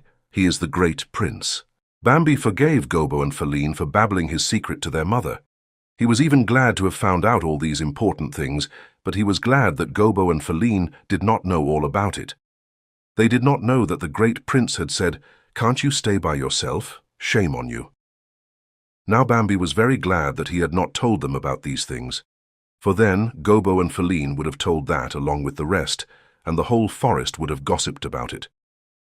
That night, when the moon rose, Bambi's mother came back again. He suddenly saw her standing under the great oak at the edge of the meadow looking around for him. He saw her right away and ran to her. That night Bambi learned something new. His mother was tired and hungry. They did not walk as far as usual. The mother quieted her hunger on the meadow where Bambi too was used to eating most of his meals. Side by side they nibbled at the bushes and, pleasantly ruminating, went farther and farther into the woods. Presently there was a loud rustling in the bushes. Before Bambi could guess what it was, his mother began to cry aloud, as she did when she was very terrified or when she was beside herself. "Ow!" she cried, and giving a bound stopped and cried, "Ow! Bow!" Bambi tried to make out the mighty forms which were drawing near as the rustling grew louder. They were right near now. They resembled Bambi and Bambi's mother, Aunt Ina, and all the rest of his family. But they were gigantic and so powerfully built that he stared up at them overcome. Suddenly Bambi began to bleat, "Ow! Bow! Bow!" He hardly knew he was bleating. He couldn't help himself. The procession tramped slowly by, 3, 4 giant apparitions, one after the other. The last of them was bigger than any of the others. He had a wild mane on his neck, and his antlers were tree-like. It took Bambi's breath away to see them. He stood and bleated from a heart full of wonder, for he was more weirdly affected than ever before in his life. He was afraid, but in a peculiar way. He felt how pitifully small he was, and even his mother seemed to him to have shrunk. He felt ashamed without understanding why, and at the same time terror shook him. He bleated, "Bow! B-A-Osh!" He felt better when he bleated that way. The procession had gone by. There was nothing more to be seen or heard. Even his mother was silent. Only Bambi kept giving short bleats now and then. He still felt the shock. "Be still," his mother said. "They have gone now." "Oh, Mother," Bambi whispered, "who was it?" "Well," said his mother, "they are not so dangerous when all is said and done. Those are your big cousins, the elk. They are strong, and they are important, far stronger than we are." "And aren't they dangerous?" Bambi asked. "Not as a rule," his mother explained. "Of course, a good many things are said to have happened.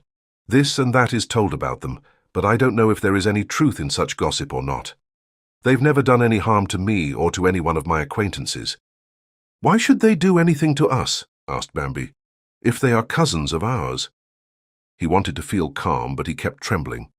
"Oh, they never do anything to us," his mother answered, "but I don't know why. I'm frightened whenever I see them. I don't understand it myself, but it happens that way every time." Bambi was gradually reassured by her words, but he remained thoughtful. Right above him, in the branches of an alder, the screech owl was hooting in his blood-curdling way. Bambi was distracted and forgot to act as if he had been frightened. But the screech owl flew by anyhow and asked, "Didn't I frighten you?" "Of course," Bambi replied. "You always frighten me." The screech owl chuckled softly. He was pleased. "I hope you don't hold it against me," he said. "It's just my way." He fluffed himself up so that he resembled a ball, sank his bill in his foamy white feathers, and put on a terribly wise and serious face. He was satisfied with himself. Bambi poured out his heart to him.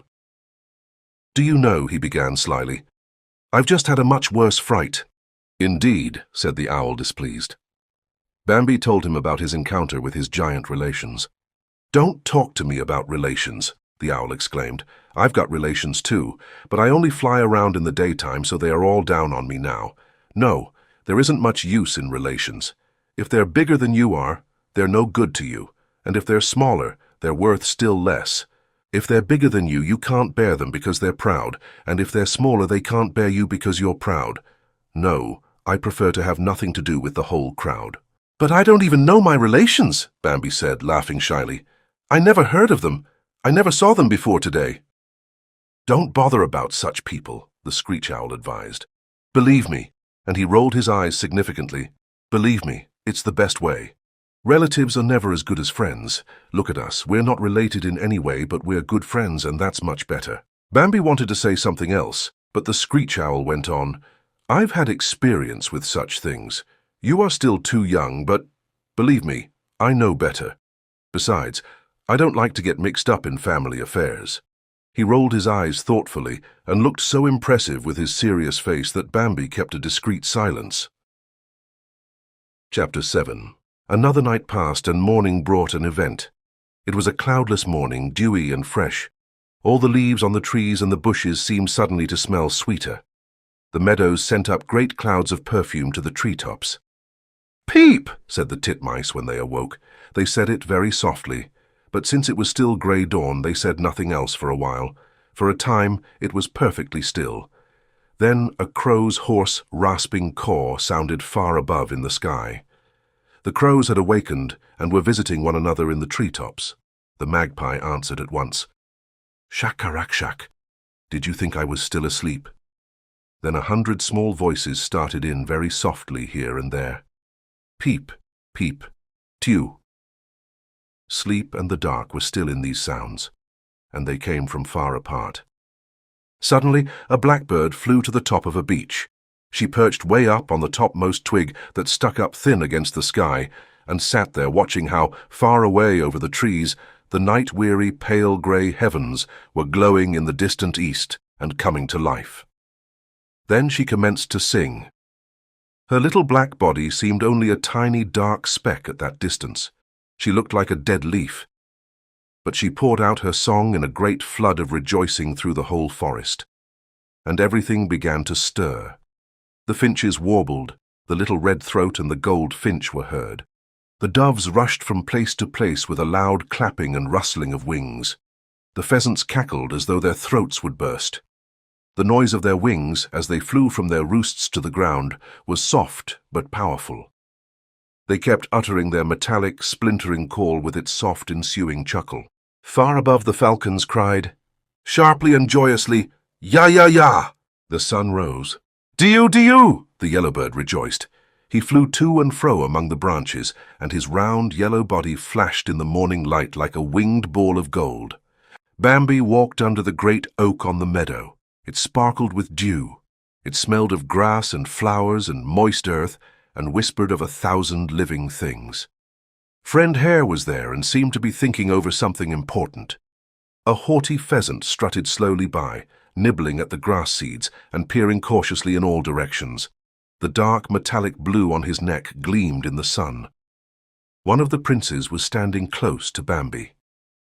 Bambi had never seen any of the fathers so close before. The stag was standing right in front of him next to the hazel bush and was somewhat hidden by the branches. Bambi did not move. He wanted the prince to come out completely and was wondering whether he dared speak to him. He wanted to ask his mother and looked around for her. But his mother had already gone away and was standing some distance off beside Aunt Ina. At the same time, Gobo and Feline came running out of the woods. Bambi was still thinking it over without stirring. If he went up to his mother and the others now, he would have to pass by the prince. He felt as if he couldn't do it. "Oh, well," he thought, "I don't have to ask my mother first. The old prince spoke to me and I didn't tell mother anything about it. I'll say, 'Good morning, prince.' He can't be offended at that. But if he does get angry, I'll run away fast." Bambi struggled with his resolve, which began to waver again. Presently the prince walked out from behind the hazel bush onto the meadow. Now, thought Bambi. Then there was a crash like thunder. Bambi shrank together and didn't know what had happened. He saw the prince leap into the air under his very nose and watched him rush past him into the forest with one great bound. Bambi looked around in a daze. The thunder still vibrated. He saw how his mother and Aunt Ina, Gobo and Faline fled into the woods. He saw how friend Hare scurried away like mad. He saw the pheasant running with his neck outstretched. He noticed that the forest grew suddenly still. He started and sprang into the thicket. He had made only a few bounds when he saw the prince lying on the ground in front of him, motionless. Bambi stopped horrified, not understanding what it meant. The prince lay bleeding from a great wound in his shoulder. He was dead. "Don't stop!" a voice beside him commanded. It was his mother who rushed past him at full gallop. "Run!" she cried. "Run as fast as you can!" She did not slow up, but raced ahead, and her command brought Bambi after her. He ran with all his might. "What is it, mother?" he asked. "What is it, mother?" His mother answered between gasps. "It was he." Bambi shuddered and they ran on. At last they stopped for lack of breath. "What did you say? Tell me what it was you said," a soft voice called down from overhead. Bambi looked up. The squirrel came chattering through the branches. "I ran the whole way with you," he cried. "It was dreadful." "Were you there?" asked the mother.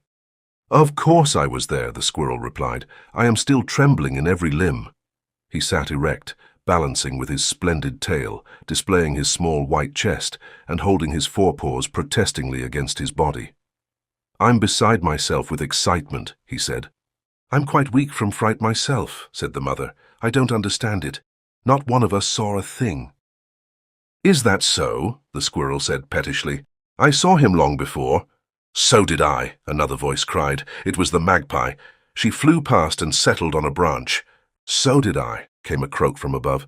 It was the jay who was sitting on an ash. A couple of crows in the treetops cawed harshly. "We saw him too." They all sat around talking importantly. They were unusually excited and seemed to be full of anger and fear.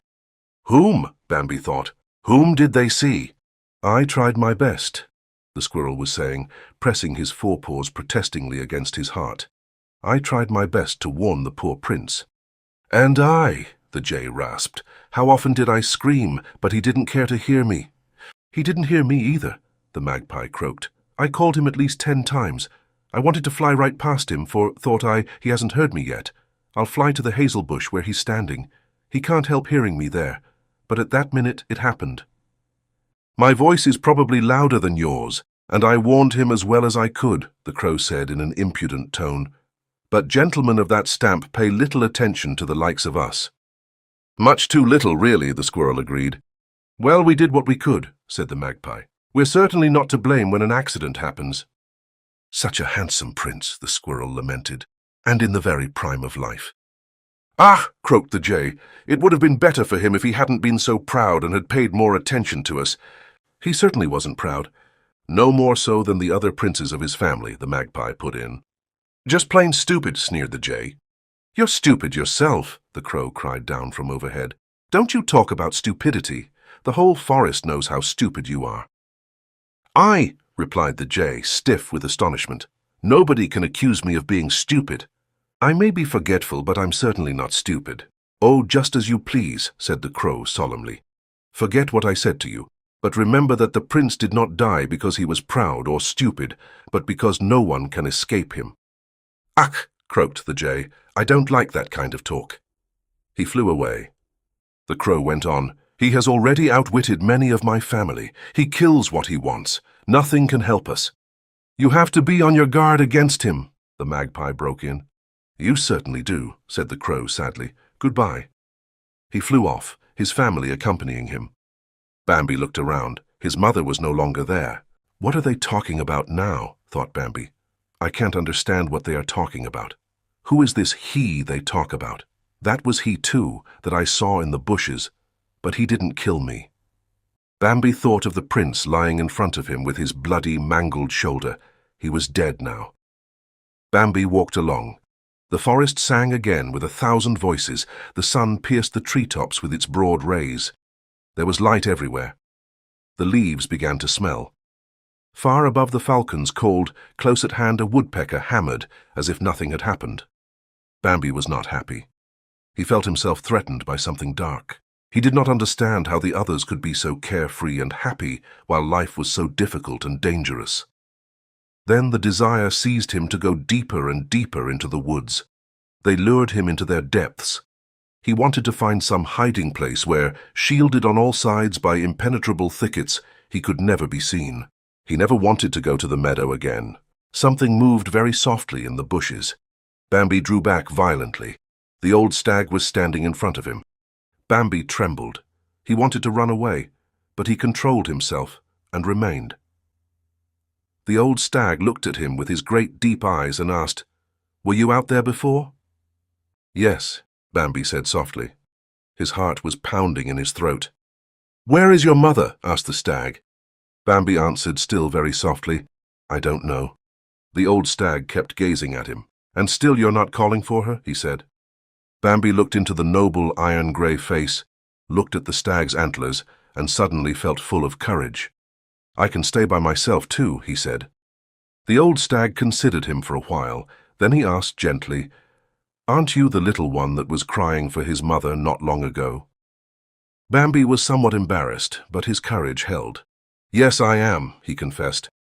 The old stag looked at him in silence, and it seemed to Bambi as if those deep eyes gazed still more mildly. "You scolded me then, Prince," he cried excitedly, "because I was afraid of being left alone. Since then, I haven't been." The stag looked at Bambi appraisingly and smiled a very slight, hardly noticeable smile. Bambi noticed it, however. "Noble Prince," he asked confidently, "what has happened? I don't understand it. Who is this he they are all talking about?" He stopped, terrified by the dark glance that bade him be silent. Another pause ensued. The old stag was gazing past Bambi into the distance. Then he said slowly, "Listen. Smell and see for yourself. Find out for yourself." He lifted his antlered head still higher. "Farewell," he said. Nothing else. Then he vanished. Bambi stood transfixed and wanted to cry, but that farewell still rang in his ears and sustained him. "Farewell," the old stag had said, so he couldn't have been angry. Bambi felt himself thrill with pride, felt inspired with a deep earnestness. Yes, life was difficult and full of danger. But come what might, he would learn to bear it all. He walked slowly deeper into the forest. Chapter 8. The leaves were falling from the great oak at the meadow's edge. They were falling from all the trees. One branch of the oak reached high above the others and stretched far out over the meadow. 2 leaves clung to its very tip. "It isn't the way it used to be," said one leaf to the other. "No," the other leaf answered. "So many of us have fallen off tonight. We're almost the only ones left on our branch." "You never know who's going to go next," said the first leaf. "Even when it was warm and the sun shone, a storm or a cloudburst would come sometimes, and many leaves were torn off, though they were still young. You never know who's going to go next." "The sun seldom shines now," sighed the second leaf, "and when it does, it gives no warmth. We must have warmth again." "Can it be true," said the first leaf, "can it really be true that others come to take our places when we're gone, and after them still others, and more and more?" "It is really true," whispered the second leaf. "We can't even begin to imagine it. It's beyond our powers." "It makes me very sad," added the first leaf. They were silent a while. Then the first leaf said quietly to herself, "Why must we fall?" The second leaf asked, "What happens to us when we have fallen?" "We sink down." "What is under us?" The first leaf answered, "I don't know. Some say one thing, some another, but nobody knows." The second leaf asked, "Do we feel anything? Do we know anything about ourselves when we're down there?" The first leaf answered, "Who knows? Not one of all those down there has ever come back to tell us about it." They were silent again. Then the first leaf said tenderly to the other, "Don't worry so much about it, you're trembling." "That's nothing," the second leaf answered. "I tremble at the least thing now. I don't feel so sure of my hold as I used to." "Let's not talk any more about such things," said the first leaf. The other replied, "No, we'll let be. But what else shall we talk about?" She was silent, but went on after a little while. "Which of us will go first?"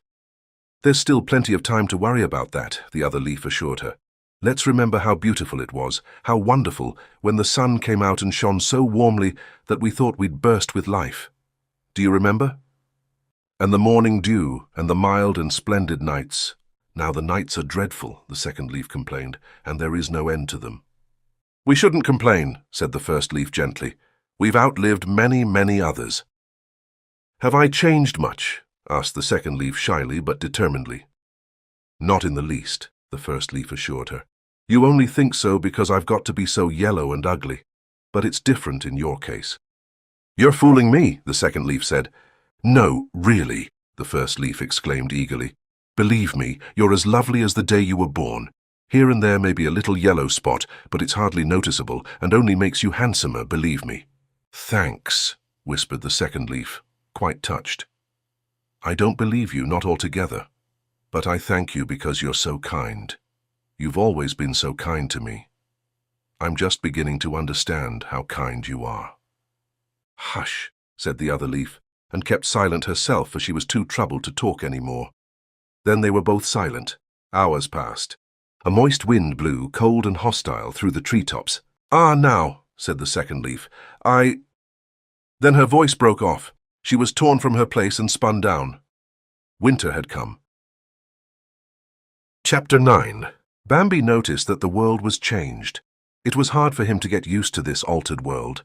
They had all lived like rich folk, and now had fallen upon hard times. For Bambi knew nothing but abundance. He took it for granted that he would always have plenty to eat. He thought he would never need to trouble about food. He believed he would always sleep in the lovely green-leafed glade where no one could see him, and would always go about in his smooth, handsome, glossy red coat. Now everything was changed without his having noticed the change take place. The process that was ending had seemed only a series of episodes to him. It pleased him to see the milk-white veils of mist steam from the meadow in the morning, or drop suddenly from the grey sky at dawn. They vanished so beautifully in the sunshine. The hoarfrost that covered the meadow with such dazzling whiteness delighted him too. Sometimes he liked to listen to his big cousins, the elks. The whole forest would tremble with their kingly voices. Bambi used to listen and be very much frightened, but his heart would beat high with admiration when he heard them calling. He remembered that the kings had antlers branching like tall, strong trees, and it seemed to him that their voices were as powerful as their antlers. Whenever he heard the deep tones of those voices, he would stand motionless. Their deep voices rolled towards him like the mighty moaning of noble, maddened blood whose primal power was giving utterance to longing, rage, and pride. Bambi struggled in vain against his fears. They overpowered him whenever he heard those voices, but he was proud to have such noble relatives. At the same time, he felt a strange sense of annoyance, because they were so unapproachable. It offended and humiliated him without his knowing exactly how or why, even without his being particularly conscious of it. It was only after the mating season had passed, and the thunder of the stag's mighty voices had grown still, that Bambi began to notice other things once more. At night when he roamed through the forest, or by day as he lay in the glade, he heard the falling leaves whisper among the trees. They fluttered and rustled ceaselessly through the air from all the treetops and branches. A delicate silvery sound was falling constantly to earth. It was wonderful to awaken amidst it, wonderful to fall asleep to this mysterious and melancholy whispering. Soon the leaves lay thick and loose on the ground, and when you walked through them they flew about, softly rustling. It was jolly to push them aside with every step. They were piled so high. It made a sound like shh, shh, soft and very clear and silvery. Besides, it was very useful, for Bambi had to be particularly careful these days to hear and smell everything. And with the leaves you could hear everything far off. They rustled at the slightest touch and cried, shh, shh. Nobody could steal through them. But then the rain came. It poured down from early morning till late at night. Sometimes it rained all night long and into the following day. It would stop for a while and begin again with fresh strength. The air was damp and cold. The whole world seemed full of rain. If you tried to nibble a little meadow grass, you got your mouth full of water, or if you tugged the least little bit at a bough, a whole torrent of water poured into your eyes and nose. The leaves no longer rustled. They lay pale and soggy on the ground, flattened by the rain, and made no sounds. Bambi discovered for the first time how unpleasant it is to be rained on all day and all night until you are soaked to the skin.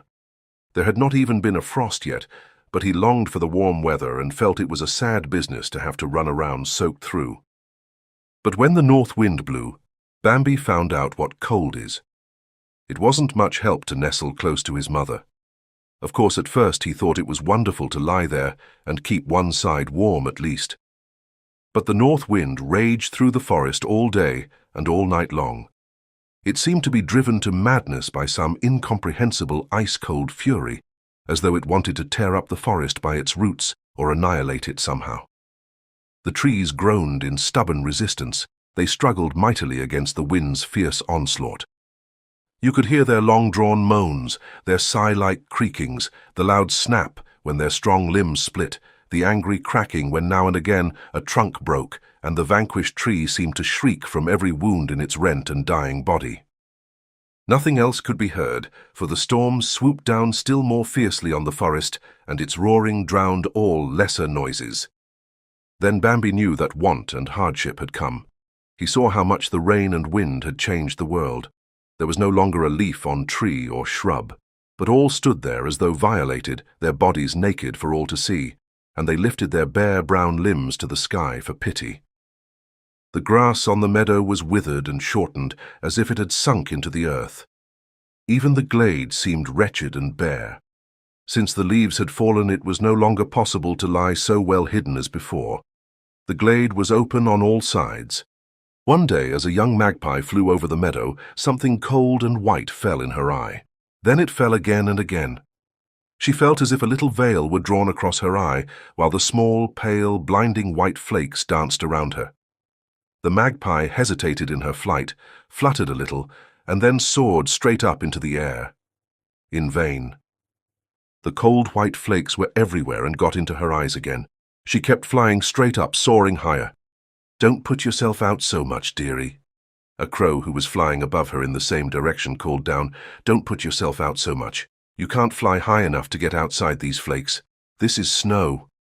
"Snow?" cried the magpie in surprise, struggling against the drizzle. "That's about the size of it," said the crow. "It's winter, and this is snow." "Excuse me," the magpie replied, "but I only left the nest in May. I don't know anything about winter." "There are plenty in the same boat," the crow remarked, "but you'll soon find out." "Well," said the magpie, "if this is snow, I guess I'll sit down for a while." She perched on an elder and shook herself. The crow flew awkwardly away. At first Bambi was delighted with the snow. The air was calm and mild, while the white snow stars whirled down and the world looked completely different.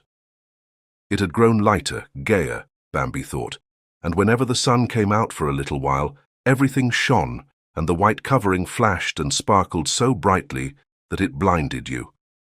But Bambi soon stopped being pleased with the snow, for it grew harder and harder to find food.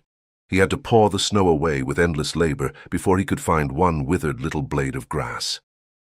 The snow crust cut his legs, and he was afraid of cutting his feet. Gobo had already cut his. Of course, Gobo was the kind who couldn't stand anything and was a constant source of trouble to his mother. The deer were always together now and were much more friendly than before.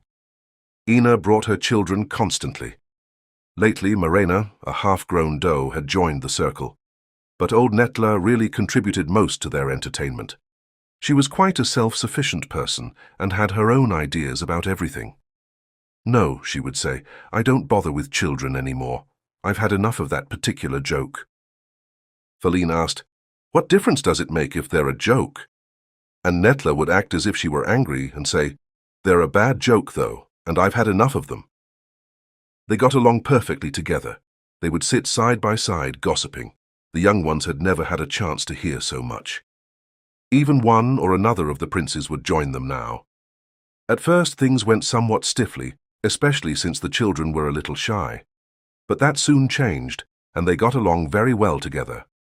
Bambi admired Prince Ronno, who was a stately lord, and he passionately loved the handsome young Carus. They had dropped their horns, and Bambi often looked at the two slate-grey round spots that showed smooth and shimmering with many delicate points on the princes' heads. They looked very noble. It was terribly interesting whenever one of the princes talked about him. Ronno had a thick, hide-covered swelling on his left forefoot.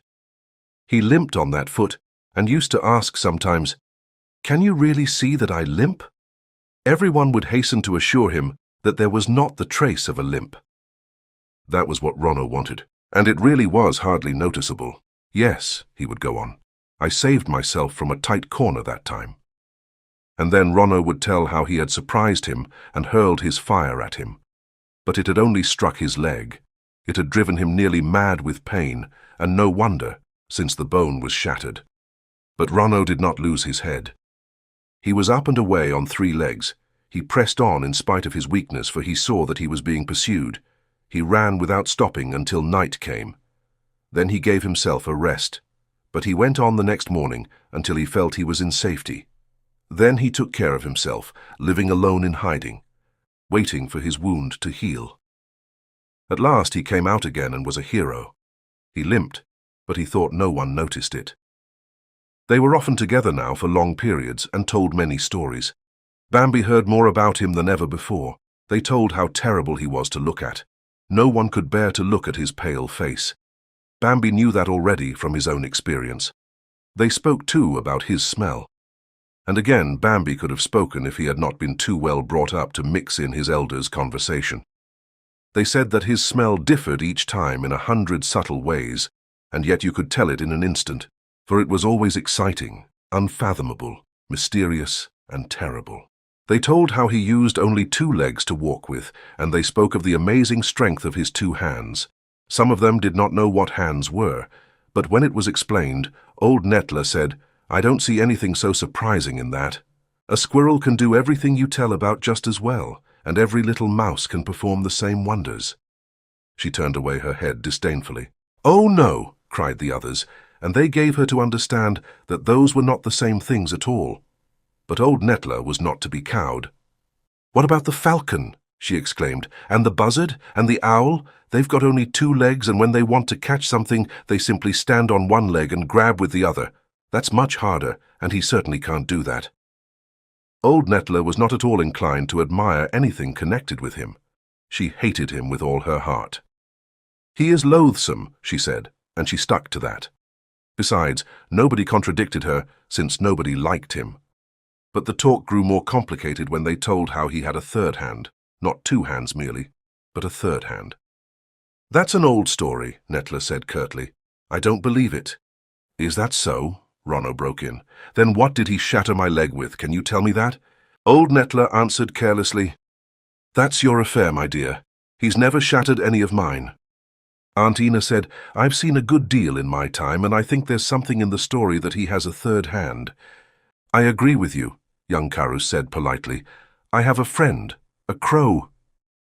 He paused, embarrassed for a moment, and looked around at them, one after the other, as though he were afraid of being laughed at. But when he saw that they were listening attentively to him, he went on. "This crow is unusually well informed, I must say that. Surprisingly well informed. And she says that he really has 3 hands, but not always. The 3rd hand is the bad one, the crow says. It isn't attached like the other 2, but he carries it hanging over his shoulder. The crow says that she can always tell exactly when he, or anyone like him, is going to be dangerous. If he comes without the 3rd hand, he isn't dangerous." Old Nettler laughed. "Your crow's a blockhead, my dear Carus," she said. "Tell her so for me. If she were as clever as she thinks she is, she'd know that he's always dangerous, always." But the others had different objections. Bambi's mother said, "Some of them aren't dangerous, you can see that at a glance." "Is that so?" old Nettler asked. "I suppose you stand still till they come up to you and wish you a good day?" Bambi's mother answered gently, "Of course I don't stand still, I run away." And Feline broke in with, "You should always run away." Everybody laughed. But when they talked about the 3rd hand, they became serious, and fear grew on them gradually. For whatever it might be, a 3rd hand or something else, it was terrible, and they did not understand it.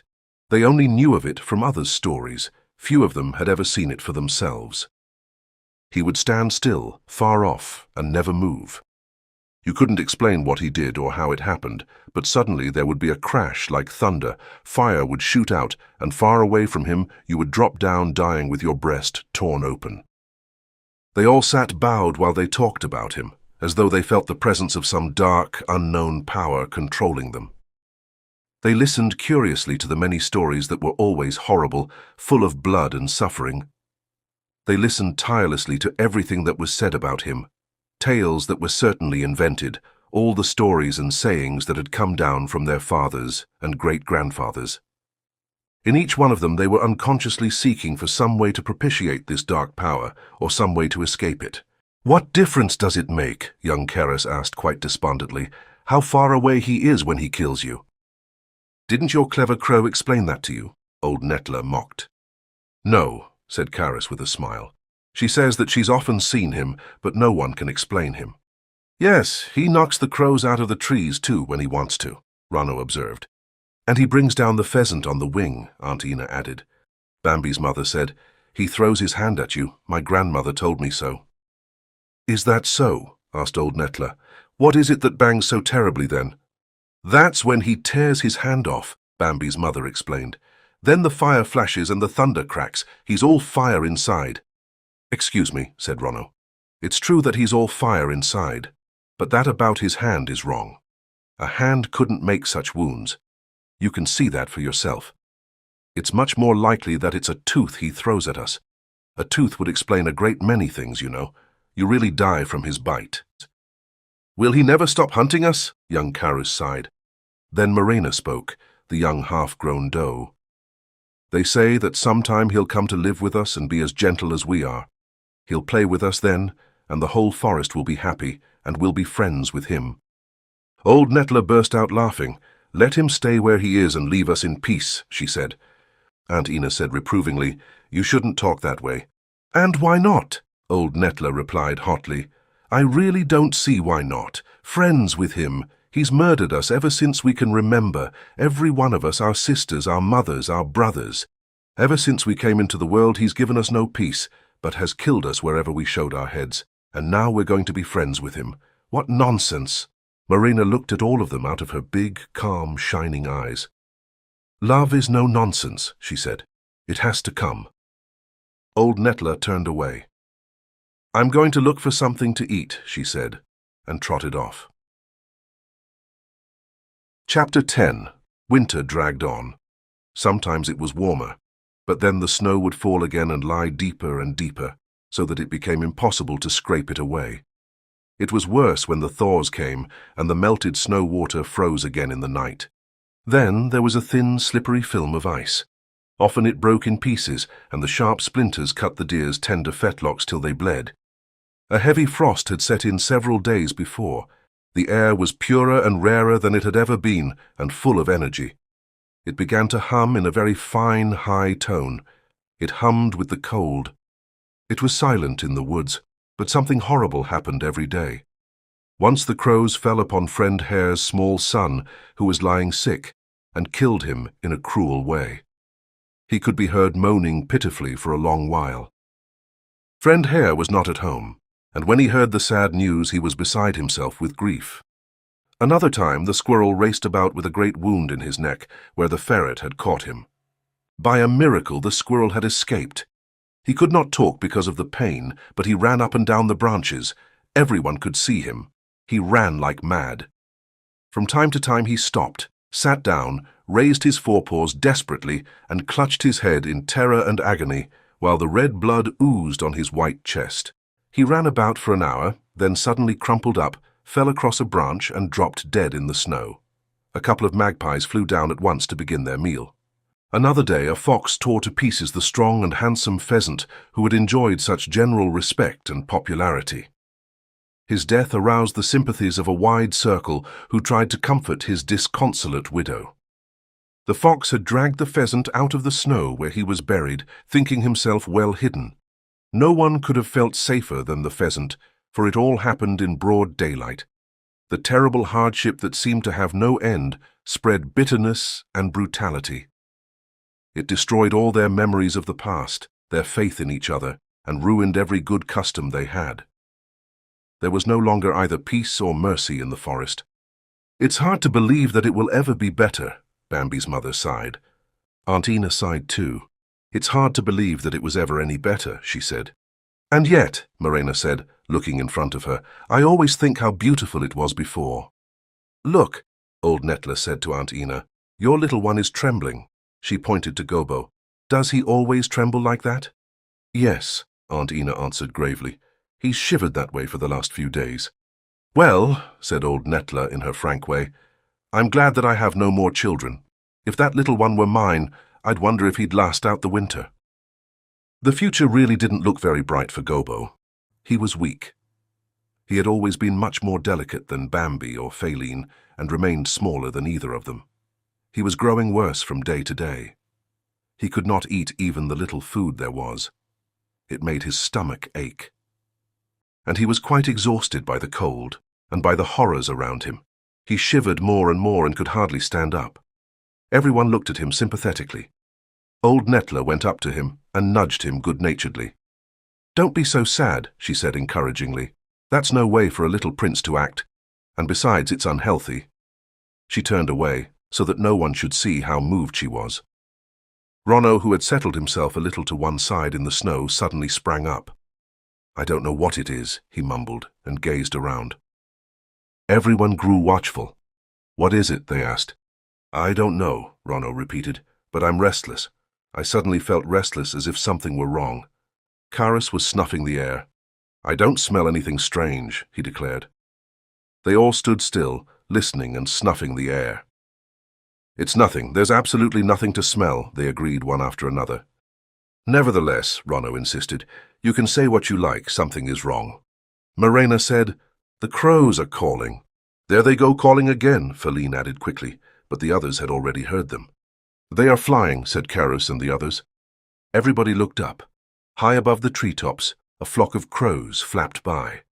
They came from the farthest edge of the forest, the direction from which danger always came, and they were complaining to one another. Apparently something unusual had happened. "Wasn't I right?" asked Ronno. "You can see that something is happening." "What shall we do?" Bambi's mother whispered anxiously. "Let's get away," Aunt Ina urged in alarm. "Wait," Ronno commanded. "But the children," Aunt Ina replied. "The children. Gobo can't run." "Go ahead," Ronno agreed. "Go off with your children. I don't think there's any need for it, but I don't blame you for going." He was alert and serious. "Come, Gobo. Come, Feline. Softly now, go slowly, and keep behind me," Aunt Ina warned them. She slipped away with the children. Time passed. They stood still, listening and trembling. "As if we hadn't suffered enough already," old Nettler began. "We still have this to go through." She was very angry. Bambi looked at her, and he felt that she was thinking of something horrible. 3 or 4 magpies had already begun to chatter on the side of the thicket from which the crows had come. "Look out! Look out! Out! Out!" they cried. The deer could not see them, but could hear them calling and warning each other.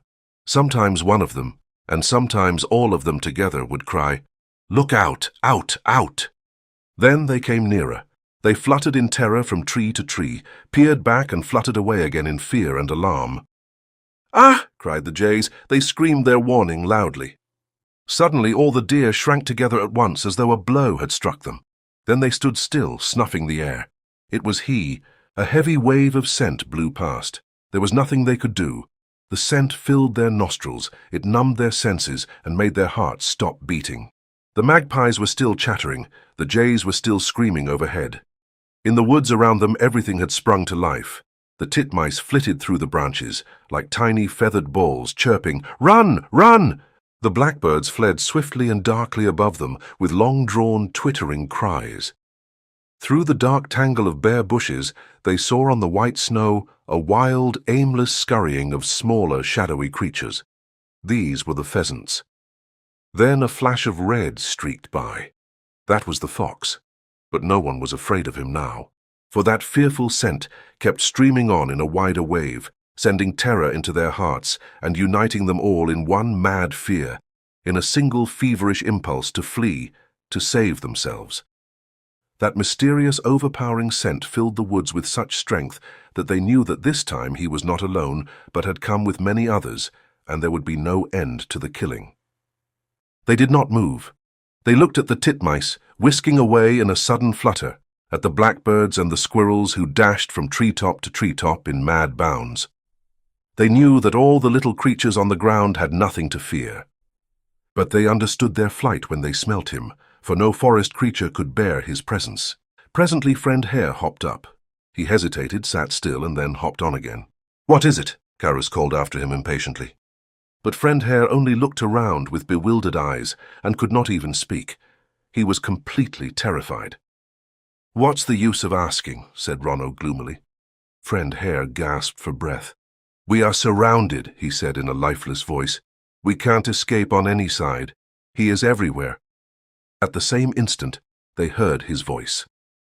20 or 30 strong, he cried, "Ho! Ho! Ha! Ha!" It roared like the sound of winds and storms. He beat on the tree trunks as though they were drums. It was racking and terrifying. A distant twisting and rending of parted bushes rang out.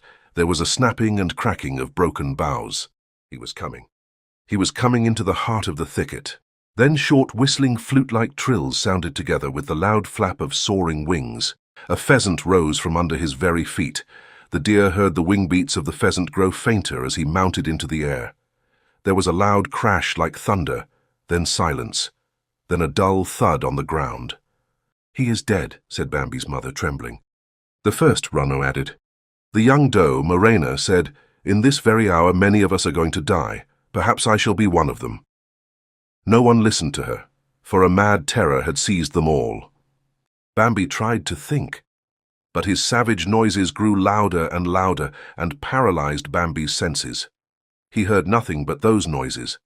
They numbed him while amidst the howling, shouting, and crashing, he could hear his own heart pounding. He felt nothing but curiosity and did not even realize that he was trembling in every limb. From time to time his mother whispered in his ear, "Stay close to me." She was shouting, but in the uproar it sounded to Bambi as if she were whispering. Her "stay close to me" encouraged him. It was like a chain holding him.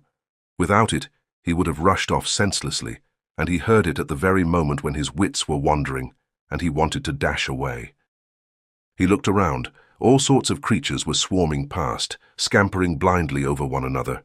A pair of weasels ran by like thin, snake-like streaks. The eye could scarcely follow them. A ferret listened as though bewitched to every shriek that desperate Friend Hare let out.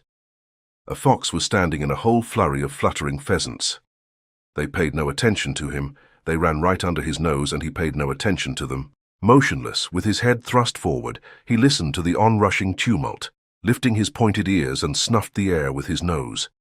Only his tail moved, slowly wagging with his intense concentration. A pheasant dashed up. He had come from where the danger was worst, and was beside himself with fear. "Don't try to fly," he shouted to the others. "Don't fly, just run. Don't lose your head. Don't try to fly, just run, run, run." He kept repeating the same thing over and over again, as though to encourage himself. But he no longer knew what he was saying. "Ho, ho, ha, ha!" came the death cry from quite near, apparently. "Don't lose your head!" screamed the pheasant. And at the same time his voice broke in a whistling gasp, and spreading his wings, he flew up with a loud whir. Bambi watched how he flew straight up, directly between the trees, beating his wings. The dark metallic blue and greenish-brown markings on his body gleamed like gold. His long tail feathers swept proudly behind him. A short crash like thunder sounded sharply. The pheasant suddenly crumpled up in mid-flight. He turned head over tail, as though he wanted to catch his claws with his beak, and then dropped violently to earth. He fell among the others and did not move again. Then everyone lost his senses. They all rushed toward one another. 5 or 6 pheasants rose at one time with a loud whir. "Don't fly!" cried the rest and ran. The thunder cracked 5 or 6 times, and more of the flying birds dropped lifeless to the ground. "Come," said Bambi's mother. Bambi looked around. Ronno and Carus had already fled. Old Netla was disappearing. Only Morena was still beside them. Bambi went with his mother, Morena following them timidly. All around them was a roaring and shouting, and the thunder was crashing. Bambi's mother was calm.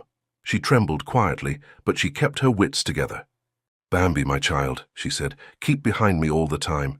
We'll have to get out of here and across the open place, but now we'll go slowly." The din was maddening. The thunder crashed 10, 12 times as he hurled it from his hands. "Watch out," said Bambi's mother.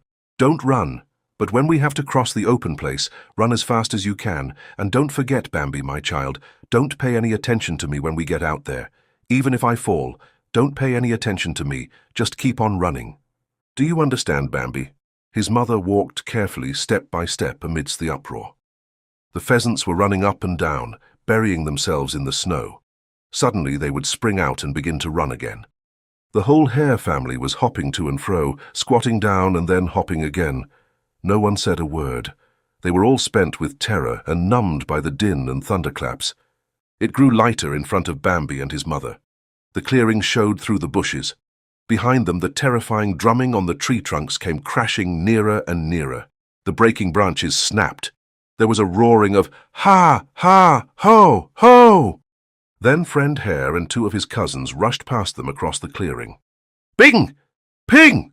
Bang!" roared the thunder. Bambi saw how Friend Hare struck an elder in the middle of his flight and lay with his white belly turned upward. He quivered a little and then was still. Bambi stood petrified, but from behind him came the cry, "Here they are! Run! Run!" There was a loud clapping of wings suddenly opened. There were gasps, sobs, showers of feathers, flutterings. The pheasants took wing, and the whole flock rose almost at one instant. The air was throbbing with repeated thunderclaps, and the dull thuds of the fallen, and the high, piercing shrieks of those who had escaped. Bambi heard steps and looked behind him. He was there. He came bursting through the bushes on all sides. He sprang up everywhere, struck about him, beat the bushes, drummed on the tree trunks, and shouted with a fiendish voice. "Now," said Bambi's mother, "get away from here, and don't stay too close to me." She was off with a bound that barely skimmed the snow. Bambi rushed out after her. The thunder crashed around them on all sides. It seemed as if the earth would split in half. Bambi saw nothing. He kept running. A growing desire to get away from the tumult and out of reach of that scent which seemed to strangle him, the growing impulse to flee, the longing to save himself, were loosed in him at last. He ran. It seemed to him as if he saw his mother hit, but he did not know if it was really she or not. He felt a film come over his eyes from fear of the thunder crashing behind him. It had gripped him completely at last. He could think of nothing or see nothing around him. He kept running. The open space was crossed. Another thicket took him in. The hue and cry still rang behind him. The sharp reports still thundered. And in the branches above him there was a light pattering like the first fall of hail. Then it grew quieter. Bambi kept running. A dying pheasant, with its neck twisted, lay on the snow, beating feebly with its wings. When he heard Bambi coming, he ceased his convulsive movements and whispered, "It's all over with me." Bambi paid no attention to him and ran on. A tangle of bushes he blundered into forced him to slacken his pace and look for a path. He pawed the ground impatiently with his hooves. "This way," called someone with a gasping voice. Bambi obeyed involuntarily and found an opening at once. Someone moved feebly in front of him. It was Friend Hare's wife who had called. "Can you help me a little?" she said. Bambi looked at her and shuddered. Her hind leg dangled lifelessly in the snow, dyeing it red and melting it with warm, oozing blood. "Can you help me a little?" she repeated. She spoke as if she were well and whole, almost as if she were happy. "I don't know what can have happened to me," she went on. "There's really no sense to it, but I just can't seem to walk." In the middle of her words she rolled over on her side and died. Bambi was seized with horror again and ran. "Bambi!" He stopped with a jolt. A deer was calling him. Again he heard the cry. "Is that you, Bambi?" Bambi saw Gobo floundering helplessly in the snow. All his strength was gone. He could no longer stand on his feet. He lay there half buried and lifted his head feebly. Bambi went up to him excitedly. "Where's your mother, Gobo?" he asked, gasping for breath. "Where's Feline?" Bambi spoke quickly and impatiently. Terror still gripped his heart. "Mother and Feline had to go on," Gobo answered resignedly. He spoke softly, but as seriously and as well as a grown deer. "They had to leave me here. I fell down. You must go on too, Bambi." "Get up!" cried Bambi. "Get up, Gobo! You've rested long enough. There's not a minute to lose now. Get up and come with me." "No, leave me," Gobo answered quietly. "I can't stand up. It's impossible. I'd like to, but I'm too weak." "What will happen to you?" Bambi persisted. "I don't know. Probably I'll die," said Gobo simply. The uproar began again and re-echoed. New crashes of thunder followed. Bambi shrank together. Suddenly a branch snapped. Young Carus pounded swiftly through the snow, galloping ahead of the din. "Run!" he called when he saw Bambi. "Don't stand there if you can run!" He was gone in a flash, and his headlong flight carried Bambi along with it. Bambi was hardly aware that he had begun to run again, and only after an interval did he say, "Goodbye, Gobo." But he was already too far away. Gobo could no longer hear him. He ran till nightfall through the woods that was filled with shouting and thunder. As darkness closed in, it grew quiet. Soon, a light wind carried away the horrible scent that spread everywhere, but the excitement remained. The first friend whom Bambi saw again was Ronno. He was limping more than ever. "Over in the oak grove the fox has a burning fever from his wound," Ronno said. "I just passed him. He's suffering terribly. He keeps biting the snow and the ground." "Have you seen my mother?" asked Bambi. "No," answered Ronno evasively and walked quickly away. Later during the night, Bambi met old Nettler with Feline. All three were delighted to meet. "Have you seen my mother?" asked Bambi. "No," Feline answered. "I don't even know where my own mother is." "Well," said old Nettler cheerfully, "here's a nice mess. I was so glad that I didn't have to bother with children anymore, and now I have to look after two at once. I'm heartily grateful." Bambi and Feline laughed. They talked about Gobo. Bambi told how he had found him, and they grew so sad they began to cry. But old Nettler would not have them crying. "Before everything else, you have got to get something to eat. I never heard of such a thing. You haven't had a bite to eat this livelong day." She led them to places where there were still a few leaves that had not completely withered. Old Nettler was wonderfully gentle. She ate nothing herself, but made Bambi and Feline eat heartily.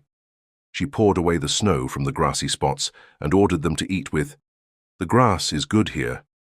Or else she would say, "No, wait, we'll find something better farther on."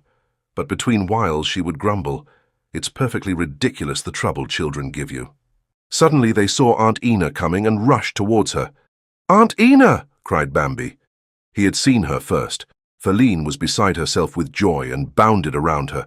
"Mother!" she cried. But Ina was weeping and nearly dead from exhaustion. "Gobo is gone," she cried. "I've looked for him. I went to the little place where he lay when he broke down in the snow. There was nothing there. He is gone. My poor little Gobo." Old Nettler grumbled. "If you had looked for his tracks, it would have been more sensible than crying," she said. "There weren't any tracks," said Aunt Ina, "but his tracks were there. He found Gobo." She was silent. Then Bambi asked despondently, "Aunt Ina, have you seen my mother?" "No," answered Aunt Ina gently. Bambi never saw his mother again. Chapter 11. At last the willows shed their catkins. Everything was turning green, but the young leaves on the trees and bushes were still tiny. Glowing with the soft, early morning light, they looked fresh and smiling like children who have just awakened from sleep. Bambi was standing in front of a hazel bush, beating his new antlers against the wood. It was very pleasant to do that, and an absolute necessity besides, since skin and hide still covered his splendid antlers. The skin had to come off, of course, and no sensible creature would ever wait until it split of its own accord. Bambi pounded his antlers till the skin split, and long strips of it dangled about his ears. As he pounded on the hazel stems again and again, he felt how much stronger his antlers were than the wood. This feeling shot through him in a rush of power and pride. He beat more fiercely on the hazel bush and tore its bark into long pieces. The white body of the tree showed naked and quickly turned a rusty red in the open air. But Bambi paid no attention to that. He saw the bright wood of the tree flash under his strokes, and it heartened him. A whole row of hazel bushes bore traces of his work. "Well, you are nearly grown now," said a cheerful voice close by. Bambi tossed his head and looked around him. There sat the squirrel observing him in a friendly way. From overhead came a short, shrill laugh. Ha ha ha! Bambi and the squirrel were both half frightened. But the woodpecker, who was clinging to an oak trunk, called down, "Excuse me, but I always have to laugh when I see you deer acting like that." "What is there to laugh at?" asked Bambi politely. "Oh," said the woodpecker, "you go at things in such a wrong-headed way. In the first place, you ought to try big trees, for you can't get anything out of those little wisps of hazel stalks." "What should I get out of them?" Bambi asked. "Bugs," said the woodpecker with a laugh. "Bugs and grubs. Look, do like this." He drummed on the oak trunk. Tack, tack, tack, tack. The squirrel rushed up and scolded him. "What are you talking about?" he said.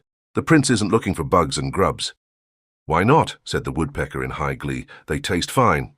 He bit a bug in half, swallowed it, and began drumming again. "You don't understand," the squirrel went on scolding. "A noble lord like that has far higher aims. You're only casting reflection on yourself by such talk." "It's all the same to me," answered the woodpecker. "A fig for higher aims," he cried cheerfully and fluttered away. The squirrel bustled down again. "Don't you remember me?" he said, putting on a pleased expression. "Very well," answered Bambi in a friendly way. "Do you live up there?" he asked, pointing to the oak. The squirrel looked at him good-humoredly. "You're mixing me up with my grandmother," he said. "I knew you were mixing me up with her. My grandmother used to live up there when you were just a baby, Prince Bambi. She often told me about you. The ferret killed her long ago last winter. You may remember it." "Yes," Bambi nodded. "I've heard about it." "Well, afterwards my father settled here," the squirrel went on. He sat erect and held both forepaws politely over his white chest. "But maybe you've got me mixed up with my father too. Did you know my father?" "I'm sorry," Bambi replied, "but I never had that pleasure." "I thought so," the squirrel exclaimed, satisfied. "Father was so surly and so shy, he had nothing to do with anybody." "Where is he now?" Bambi inquired. "Oh," said the squirrel, "the owl caught him a month ago. Yes, and now I'm living up there myself. I'm quite content since I was born up there." Bambi turned to go. "Wait," cried the squirrel quickly. "I didn't mean to talk about all that. I wanted to say something quite different." Bambi stopped. "What is it?" he asked patiently. "Yes," said the squirrel. "What is it?" He thought a little while, and then gave a quick skip and sat erect, balancing with his splendid tail. He looked at Bambi. "Right you are," he chattered on. "Now I know what it was. I wanted to say that your antlers are almost grown now, and that you are going to be a remarkably handsome person." "Do you really think so?" said Bambi joyfully. "Remarkably handsome," cried the squirrel, and pressed his forepaws rapturously against his white chest. "So tall, so stately, and with such long, bright prongs to your antlers. You don't often see the like." "Really?" Bambi asked. He was so delighted that he immediately began to beat the hazel stems again. He tore off long ribbons of bark. All the while the squirrel kept on talking. "I must say that very few have antlers like those at your age. It doesn't seem possible. I saw you several times from a distance last summer, and I can hardly believe that you're the same creature. You were such a thin little shaver then." Bambi suddenly grew silent. "Goodbye," he said hastily. "I have to go now." And he ran off. He didn't like to be reminded of last summer. He had had a difficult time of it since then. At first, after his mother's disappearance, he had felt quite lost. The long winter was interminable. Spring came hesitatingly, and it was late before things began to turn green. Without old Nettler, Bambi might not even have pulled through at all, but she looked after him and helped him where she could. In spite of that, he was alone a good deal. He missed Gobo at every turn, poor Gobo, who was dead too, like the rest of them. Bambi thought of him often during that winter, and for the first time he really began to appreciate how good and lovable Gobo had been. He seldom saw Feline. She stayed with her mother most of the time, and seemed to have grown unusually shy. Later, when it had finally grown warm, Bambi began to feel his old self once more. He flourished his first antler on high, and was very proud of it. But bitter disappointment soon followed. The other bucks chased him whenever they saw him. They drove him away angrily. They would not let him come near them, until finally he was afraid to take a step for fear of being caught. He was afraid to show himself anywhere and slunk along hidden trails in a very downcast frame of mind. As the summer days grew warmer, a remarkable restlessness seized him. His heart felt more and more oppressed with a sense of longing that was both pleasant and painful. Whenever he chanced to see Feline or one of her friends, though only at a distance, a rush of incomprehensible excitement crept over him. Often it happened that he recognized her track, or the air he snuffed told him she was near. Then he would feel himself irresistibly drawn towards her. But when he gave way to his desire, he always came to grief. Either he met no one, and after wandering around for a long while, had to admit that they were avoiding him, or he ran across one of the bucks who immediately sprang at him, beat and kicked him, and chased him disgracefully away. Ronno and Karis had treated him worst of all. No, that hadn't been a happy time. And now the squirrel had stupidly reminded him of it. Suddenly he became quite wild and started to run. The titmice and hedge sparrows flitted, frightened, through the bushes as he passed, and asked each other in a fluster, "What was that?" Bambi did not hear them. A couple of magpies chattered nervously. "What happened?" The jay cried angrily, "What is the matter with you?" Bambi paid no attention to him. Overhead, the yellowbird sang from tree to tree. "Good morning, I'm happy." Bambi did not answer. The thicket was very bright and shot through with sunbeams. Bambi did not stop to think about such things. Suddenly there was a loud whir of wings. A whole rainbow of gorgeous colors flashed from under Bambi's very feet and shone so close to his eyes that he stopped, dazzled. It was Jonello, the pheasant. He had flown up in terror, for Bambi had nearly stepped on him. He fled away, scolding. "I never heard of such a thing," he cried in his split, cackling voice. Bambi stood still in astonishment and stared after him. "It turned out all right this time, but it really was inconsiderate," said a soft, twittering voice close to the ground. It was Jonelina, the pheasant's wife. She was sitting on the ground, hovering over her eggs. "My husband was terribly frightened," she went on, in an irritable tone. "And so was I, but I don't dare stir from this spot. I wouldn't stir from this spot no matter what happened. You could step on me and I wouldn't move." Bambi was a little embarrassed. "I beg your pardon," he stammered. "I didn't mean to do it." "Oh, not at all," the pheasant's wife replied. "It was nothing so dreadful after all, but my husband and I are so nervous at present. You can understand why." Bambi didn't understand why at all, and went on. He was quieter now. The forest sang around him. The light grew more radiant and warmer. The leaves on the bushes, the grass underfoot, and the moist, steaming earth began to smell more sweetly. Bambi's young strength swelled within him and streamed through all his limbs so that he walked around stiffly with awkward, restrained movements like a mechanical thing. He went up to a low alder shrub and, lifting his feet high, beat on the earth with such savage blows that the dirt flew. His two sharp-pointed hoofs cut the turf that grew there. They scraped away the woodvetch and leeks, the violets and snowbells, till the bare earth was furrowed in front of him. Every blow sounded dully. Two moles who were grubbing among the tangled roots of an old sycamore tree grew anxious and, looking out, saw Bambi. "That's a ridiculous way to do things," said one mole. "Who ever heard of anybody digging that way?" The other mole drew down one corner of his mouth in a scornful sneer. "He doesn't know anything. You can see that right off," he said. "But that's the way it is when people meddle with things they know nothing about." Suddenly Bambi listened, tossed up his head, listened again, and peered through the leaves. A flash of red showed through the branches. The prongs of an antler gleamed indistinctly. Bambi snorted. Whoever it might be who was circling around him, whether it was Karis or somebody else, didn't matter. "Forward," thought Bambi as he charged. "I'll show them that I'm not afraid of them," he thought, as though suddenly exultant. "I'll show them that they'd better look out for me." The branches rustled with the fury of his charge. The bushes cracked and broke. Then Bambi saw the other deer right in front of him. He did not recognize him, for everything was swimming before his eyes. He thought of nothing but forward. His antlers lowered. He rushed on. All his strength was concentrated in his shoulders. He was ready for the blow. Then he smelt his opponent's hide. But he saw nothing ahead of him but the red wall of his flank. Then the other stag made a very slight turn, and Bambi, not meeting the resistance he expected, charged past him into the empty air. He nearly went head over heels. He staggered, pulled himself together and made ready for a fresh onslaught. Then he recognized the old stag. Bambi was so astonished that he lost his self-possession. He was ashamed to run away as he would have liked to do, but he was also ashamed to stay there. He didn't move. "Well?" asked the old stag, quietly and gently. His voice was so frank and yet so commanding, it pierced Bambi to the heart. He was silent. "Well?" the old stag repeated.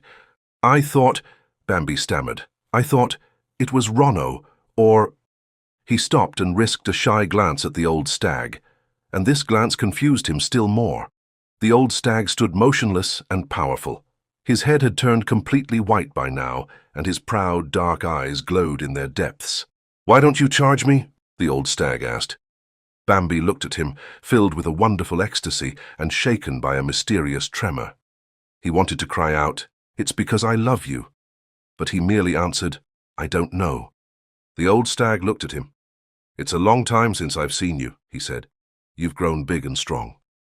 Bambi did not answer. He trembled with joy.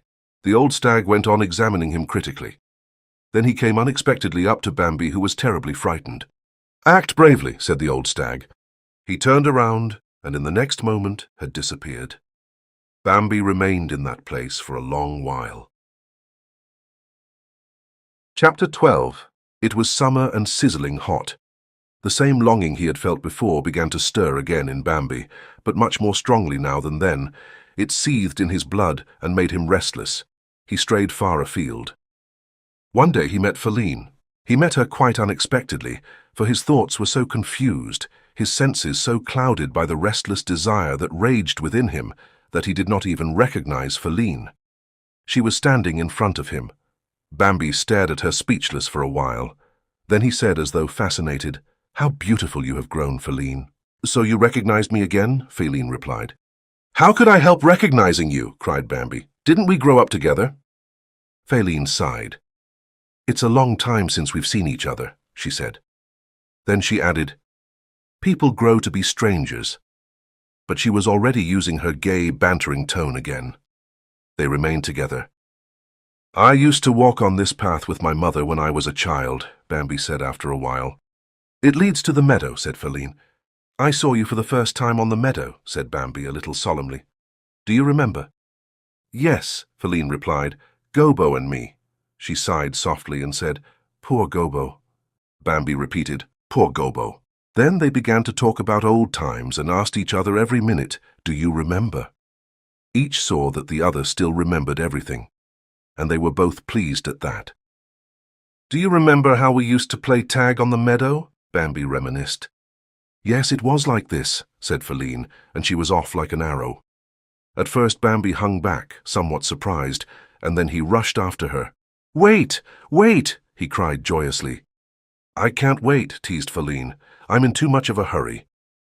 And bounding lightly away, she ran in a circle through the grass and bushes. At last, Bambi caught up with her and barred the way. Then they stood quietly side by side. They laughed contentedly. Suddenly Feline leaped into the air as though someone had hit her and bounded off anew. Bambi rushed after her. Feline raced around and around, always managing to elude him. "Stop!" Bambi panted. "I want to ask you something." Feline stopped. "What do you want to ask me?" she inquired curiously. Bambi was silent. "Oh, so you're only fooling me," said Feline, and started to turn away. "No," said Bambi quickly. "Stop, stop. I wanted to ask you, do you love me, Feline?" She looked at him more curiously than before, and a little guardedly. "I don't know," she said. "But you must know," Bambi insisted. "I know very well that I love you. I love you terribly, Feline. Tell me, don't you love me?" "Maybe I do," she answered coyly. "And will you stay with me?" Bambi demanded passionately. "If you ask me nicely," Feline said happily. "Please do, Feline, dear, beautiful, beloved Feline," cried Bambi beside himself with love. "Do you hear me? I want you with all my heart."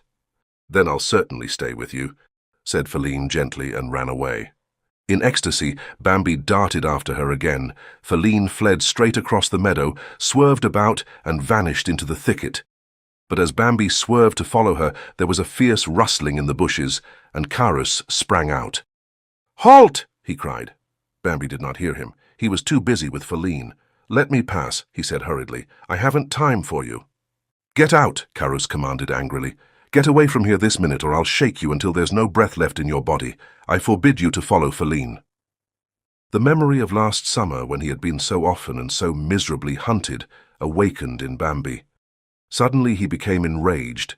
He did not say a word, but without waiting any longer, rushed at Carus with his antlers lowered. His charge was irresistible, and before he knew what had happened, Carus was lying in the grass. He was up again quicker than a flash, but was no sooner on his feet than a new attack made him stagger. "Bambi!" he cried. "Bam!" He tried to cry again, but a third blow, that glanced off his shoulder, nearly choked him with pain. Carus sprang to one side in order to elude Bambi, who came rushing on again. Suddenly, he felt strangely weak. At the same time, he realized with a qualm that this was a life-and-death struggle. Cold terror seized him. He turned to flee from the silent Bambi, who came rushing after him. Carus knew that Bambi was furious and would kill him without mercy, and that thought numbed his wits completely. He fled from the path and, with a final effort, burst through the bushes. His one hope was of escape. All at once Bambi ceased chasing him. Carus did not even notice this in his terror, and kept straight on through the bushes as fast as he could go. Bambi had stopped because he had heard Feline's shrill call. He listened as she called again in distress and fear. Suddenly he faced about and rushed back. When he reached the meadow, he saw Ronno pursuing Feline, who had fled into the thicket. "Ronno!" cried Bambi. He did not even realize that he had called. Ronno, who could not run very fast, because of his lameness, stood still. "Oh, there's our little Bambi," he said scornfully. "Do you want something from me?" "I do," said Bambi quietly, but in a voice which control and overpowering anger had completely altered. "I want you to let Feline alone and to leave here immediately." "Is that all?" sneered Ronno. "What an insolent gamin you've got to be. I wouldn't have thought it possible." "Ronno," said Bambi still more softly, "it's for your own sake. If you don't go now, you'll be glad to run later, but then you'll never be able to run again." "Is that so?" cried Ronno in a rage. "Do you dare to talk to me like that? It's because I limp, I suppose. Most people don't even notice it. Or maybe you think I'm afraid of you too, because Carus was such a pitiful coward. I give you fair warning." "No, Ronno," Bambi broke in. "I'll do all the warning. Go." His voice trembled. "I always liked you, Ronno. I always thought you were very clever and respected you because you were older than I am. I tell you once and for all, go. I haven't any patience left." "It's a pity you have so little patience," Ronno said with a sneer. "A great pity for you, my boy. But be easy. I'll soon finish you off. You won't have long to wait. Maybe you've forgotten how often I used to chase you." At the thought of that, Bambi had nothing more to say. Nothing could hold him back. Like a wild beast, he tore at Ronno, who met him with his head lowered. They charged together with a crash. Ronno stood firm, but wondered why Bambi did not blench back. The sudden charge had dazed him, for he had not expected that Bambi would attack him first. Uneasily he felt Bambi's giant strength and saw that he must keep himself well in hand. He tried to turn a trick as they stood forehead pressed against forehead. He suddenly shifted his weight, so that Bambi lost his balance and staggered forward. Bambi braced with his hind legs and hurled himself on Ronno with redoubled fury before he had time to regain his footing. A prong broke from Ronno's antlers with a loud snap. Ronno thought his forehead was shattered. The sparks danced before his eyes, and there was a roaring in his ears. The next moment, a terrific blow tore open his shoulder. His breath failed him, and he fell to the ground with Bambi standing over him furiously.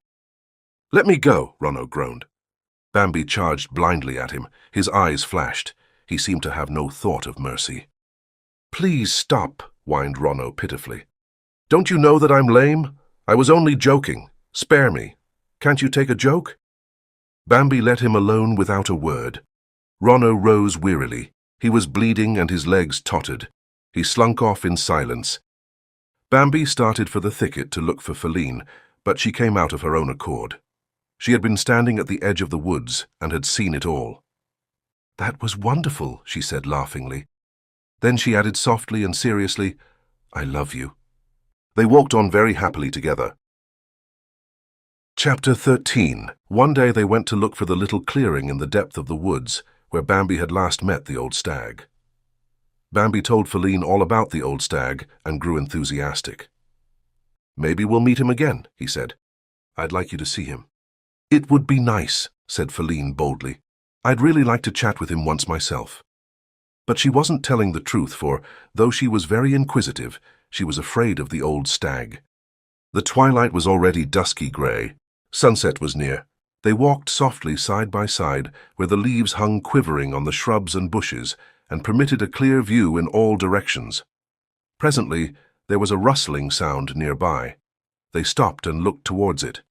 Then the old stag marched slowly and powerfully through the bushes into the clearing. In the drab twilight, he seemed like a gigantic grey shadow. Feline uttered an involuntary cry. Bambi controlled himself. He was terrified too, and a cry stuck in his throat. But Feline's voice sounded so helpless that pity seized him and made him want to comfort her. "What's the matter?" he whispered solicitously, while his voice quavered. "What's the matter with you? He isn't going to hurt us." Feline simply shrieked again. "Don't be so terribly upset, beloved," Bambi pleaded. "It's ridiculous to be so frightened by him. After all, he's one of our own family." But Feline wouldn't be comforted. She stood stock still, staring at the stag who went along unconcerned. Then she shrieked and shrieked. "Pull yourself together," Bambi begged. "What will he think of us?" But Feline was not to be quieted. "He can think what he likes," she cried, bleating again. "Ah, oh, Bo, it's terrible to be so big." She bleated again. "Bow! Leave me," she went on. "I can't help it. I have to bleat. Bow, bow, bow." The stag was standing in the little clearing, looking for tidbits in the grass. Fresh courage came to Bambi, who had one eye on the hysterical Feline, the other on the placid stag. With the encouragement he had given Feline, he had conquered his own fears. He began to reproach himself for the pitiful state he was in whenever he saw the old stag, a state of mingled terror and excitement, admiration and submissiveness. "It's perfectly absurd," he said with painful decision. "I'm going straight over to tell him who I am." "Don't!" cried Feline. "Don't! Bow! Something terrible will happen! Bow!" "I'm going anyway," answered Bambi. The stag, who was feasting so calmly, not paying the slightest attention to the weeping Feline, seemed altogether too haughty to him. He felt offended and humiliated. "I'm going," he said. "Be quiet. You'll see. Nothing will happen. Wait for me here." He went, but Feline did not wait. She hadn't the least desire or courage to do so. She faced about and ran away crying, for she thought it was the best thing she could do. Bambi could hear her going farther and farther away, bleating, "Bow, bow." Bambi would gladly have followed her, but that was no longer possible. He pulled himself together and went forward. Through the branches he saw the stag standing in the clearing, his head close to the ground. Bambi felt his heart pounding as he stepped out. The stag immediately lifted his head and looked at him. Then he gazed absently straight ahead again. The way in which the stag gazed into space, as though no one else were there, seemed as haughty to Bambi as the way he had stared at him. Bambi did not know what to do. He had come with the firm intention of speaking to the stag. He wanted to say, "Good day, I am Bambi. May I ask to know your honorable name also?" Yes, it had all seemed very easy, but now it appeared that the affair was not so simple. What good were the best of intentions now? Bambi did not want to seem ill-bred as he would be if he went off without saying a word. But he did not want to seem forward either, and he would be if he began the conversation. The stag was wonderfully majestic. It delighted Bambi and made him feel humble. He tried in vain to arouse his courage and kept asking himself, "Why do I let him frighten me? Am I not just as good as he is?" But it was no use. Bambi continued to be frightened and felt in his heart of hearts that he really was not as good as the old stag. Far from it. He felt wretched and had to use all his strength to keep himself steady. The old stag looked at him and thought, "He's handsome. He's really charming, so delicate, so poised, so elegant in his whole bearing. I must not stare at him, though. It really isn't the thing to do. Besides, it might embarrass him." So he stared over Bambi's head into the empty air again. What a haughty look, thought Bambi. It's unbearable, the opinion such people have of themselves. The stag was thinking, I'd like to talk to him. He looks so sympathetic. How stupid never to speak to people we don't know. He looked thoughtfully ahead of him. I might as well be air, said Bambi to himself. This fellow acts as though he were the only thing on the face of the earth. What should I say to him? The old stag was wondering. I'm not used to talking. I'd say something stupid and make myself ridiculous, for he's undoubtedly very clever. Bambi pulled himself together and looked fixedly at the stag. How splendid he is, he thought despairingly. Well, some other time perhaps, the stag decided, and walked off, dissatisfied but majestic. Bambi remained filled with bitterness. Chapter 14. The forest sweltered under a scorching sun. Since it rose, it had driven even the tiniest cloudlet from the sky, and shone all alone in the wide blue depths that were pallid now with heat. Over the meadows and the treetops, the air quivered in glassy, transparent ripples as it does over a flame. Not a leaf was moving, not a blade of grass. The birds were silent and sat hidden among the shady leaves, never stirring from their places. All the paths and trails in the thicket were empty. Not a creature was abroad. The forest lay as though hurt by the blinding light. The earth and the trees, the bushes, the beasts breathed in the intense heat with a kind of sluggish satisfaction. Bambi was asleep. He had made merry with Feline all night. He had pranced around with her until broad daylight, and in his bliss had even forgotten to eat. But he had grown so tired that he did not feel hungry any more. His eyes fell shut. He lay down where he happened to be standing in the middle of the bushes and fell asleep at once. The bitter, acrid odor that streamed from the sun-warmed juniper and the penetrating scent of spurge laurel mounted to his head while he slept and gave him new strength. Suddenly he awoke in a daze. Had Feline called him? Bambi looked around. He remembered seeing Feline as he lay down, standing close beside him near the whitethorn, nibbling the leaves. He had supposed she would remain near him, but she was gone. Apparently she had grown tired of being alone by now and was calling for him to come and look for her. As Bambi listened, he wondered how long he could have slept and how often Feline had called. He wasn't sure. Veils of sleep still clouded his thought. Then she called again. With a sidewise spring, Bambi turned in the direction the sound came from. Then he heard it again. And suddenly he felt perfectly happy. He was wonderfully refreshed, quieted and strengthened, but racked by a terrific appetite. The call came again clearly, thin as a bird's twittering, tender and full of longing. Come, come, it said. Yes, that was her voice. That was Feline. Bambi rushed away so fast that the dry branches barely crackled as he burst through the bushes and the hot green leaves scarcely rustled. But he had to stop short in the midst of his course and swerve to one side, for the old stag was standing there barring his path. Bambi had no time for anything but love. The old stag was indifferent to him now. He would meet him again somewhere later on. He had no time for old stags now, however noble they might be. He had thoughts for Feline alone. He greeted the stag hastily and tried to hurry by. "Where are you going?" asked the old stag earnestly. Bambi was somewhat embarrassed and tried to think of an evasion, but he changed his mind and answered truthfully, "To her." "Don't go," said the old stag. For a second a single angry spark flared up in Bambi's mind. Not go to Feline. How could the mean old stag ask that? "I'll simply run off," Bambi thought, and he looked quickly at the old stag.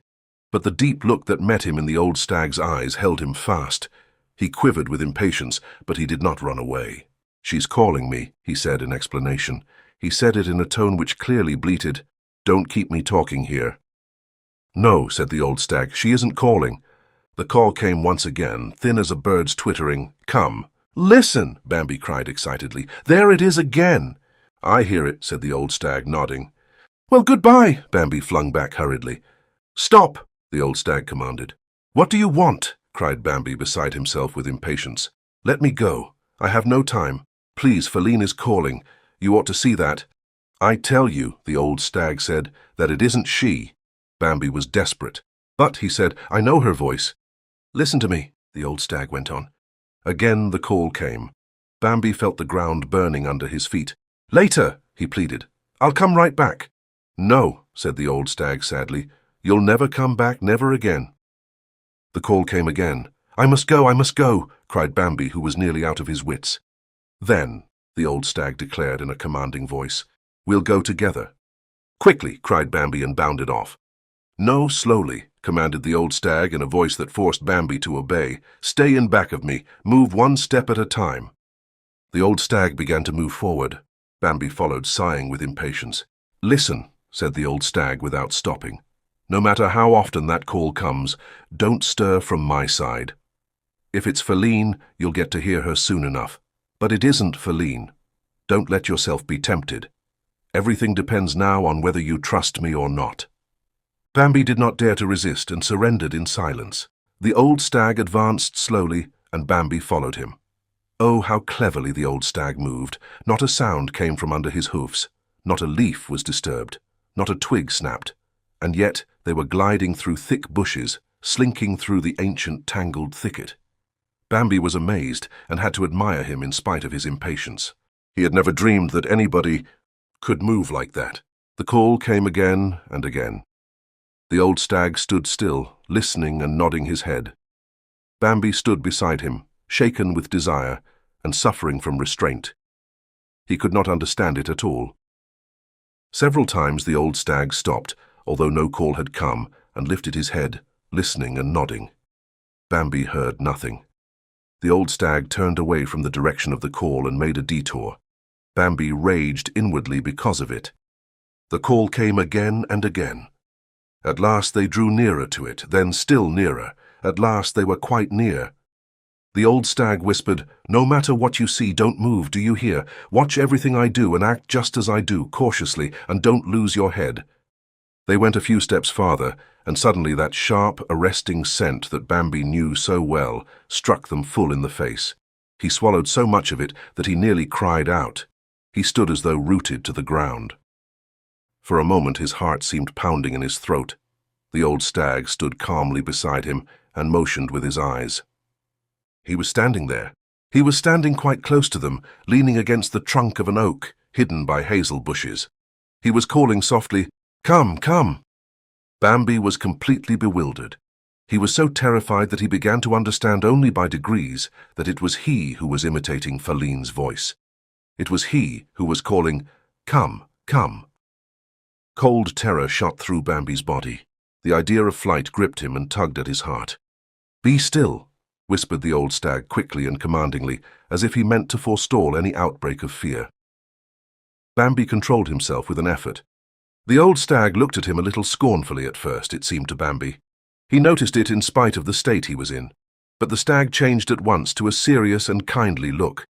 Bambi peered out with blinking eyes to where he was standing, and felt as if he could not bear his horrible presence much longer. As if he had read this thought, the old stag whispered to him, "Let's go back," and turned about. They glided away cautiously. The old stag moved with a marvelous zigzag course whose purpose Bambi did not understand. Again he followed with painfully controlled impatience.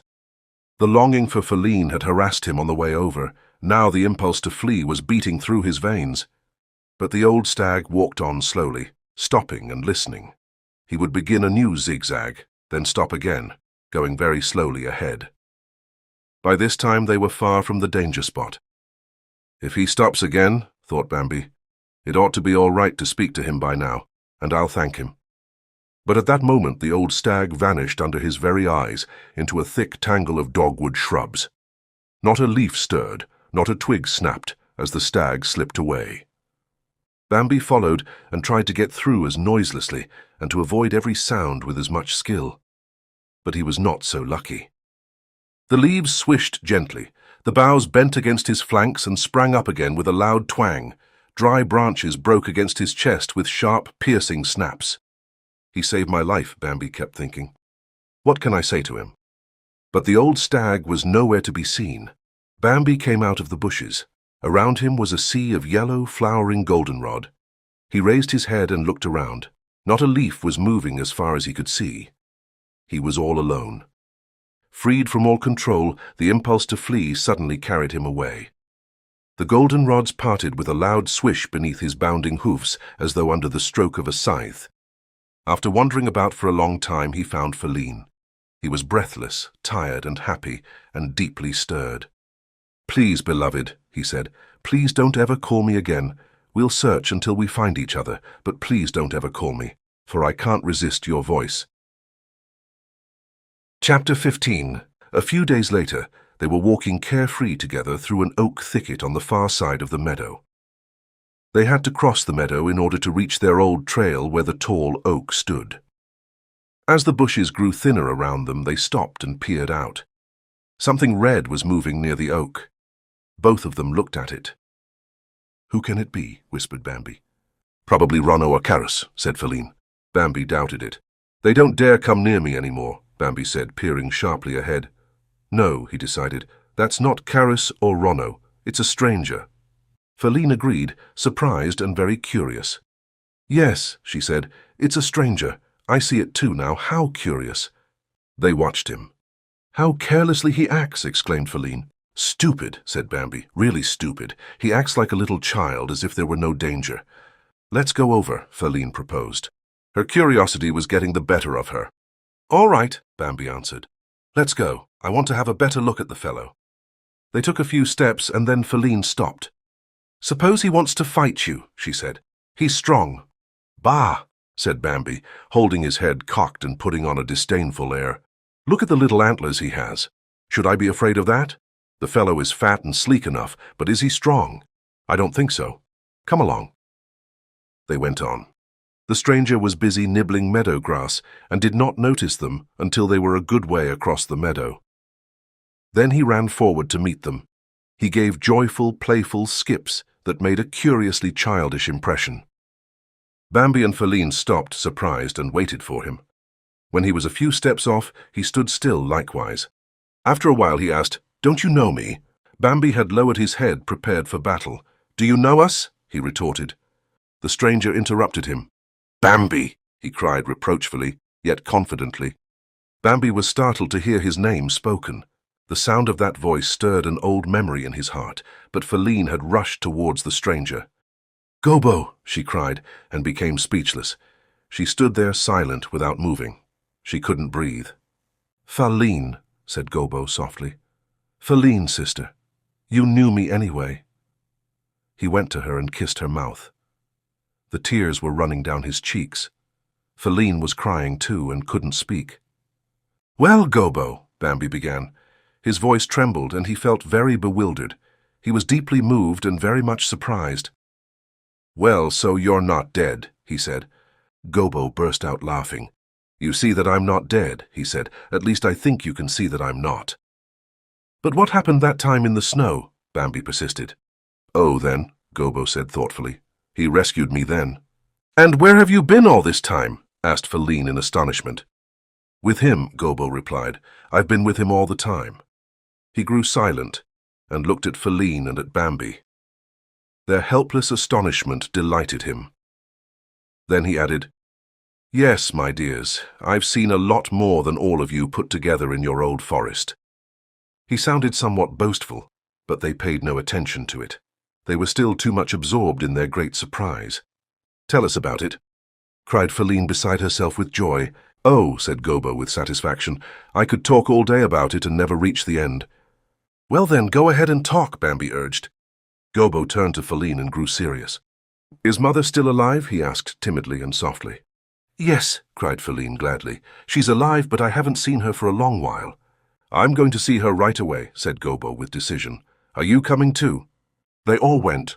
They did not speak another word the whole way. Bambi and Feline felt Gobo's impatient longing to see his mother, so both of them kept silent. Gobo walked ahead hurriedly and did not speak. They let him do as he liked. Only sometimes when he hurried blindly over a cross trail, or when, in a sudden burst of speed, he took the wrong turning, they called gently to him. "This way," Bambi would whisper, or Feline would say, "No, no, we go this way now." A number of times they had to cross wide clearings. They noticed that Gobo never stopped at the edge of the thicket, never peered around for a moment when he walked into the open, but simply ran out without any precaution. Bambi and Feline exchanged astonished glances whenever this happened, but they never said a word and followed Gobo with some hesitation. They had to wander around sometimes and search high and low. Gobo recollected his childhood paths at once. He was delighted with himself, never realizing that Bambi and Feline were leading him. He looked around at them and called, "How do you like the way I can still find my way around?" They did not say anything, but they exchanged glances again. Soon afterwards they came to a small, leafy hollow. "Look!" cried Feline, and glided in. Gobo followed her and stopped. It was the glade in which they were both born and had lived with their mother as little children. Gobo and Feline looked into each other's eyes. They did not say a word. But Feline kissed her brother gently on the mouth. Then they hurried on. They walked to and fro for a good hour.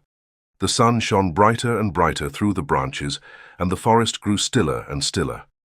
It was the time for lying down and resting. But Gobo didn't feel tired. He walked swiftly ahead, breathing deeply with impatience and excitement, and gazed aimlessly about him. He shrank together whenever a weasel slunk through the bushes at his feet.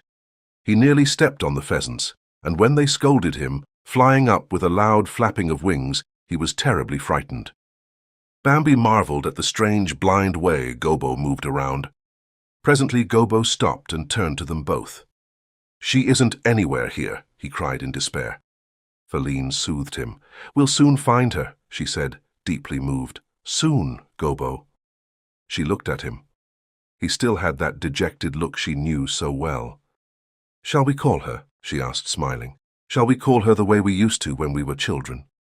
Bambi went away a few steps. Then he saw Aunt Ina. She had already settled herself to rest, and was lying quietly in a nearby hazel bush. "At last," he said to himself. At the same moment, Gobo and Feline came up.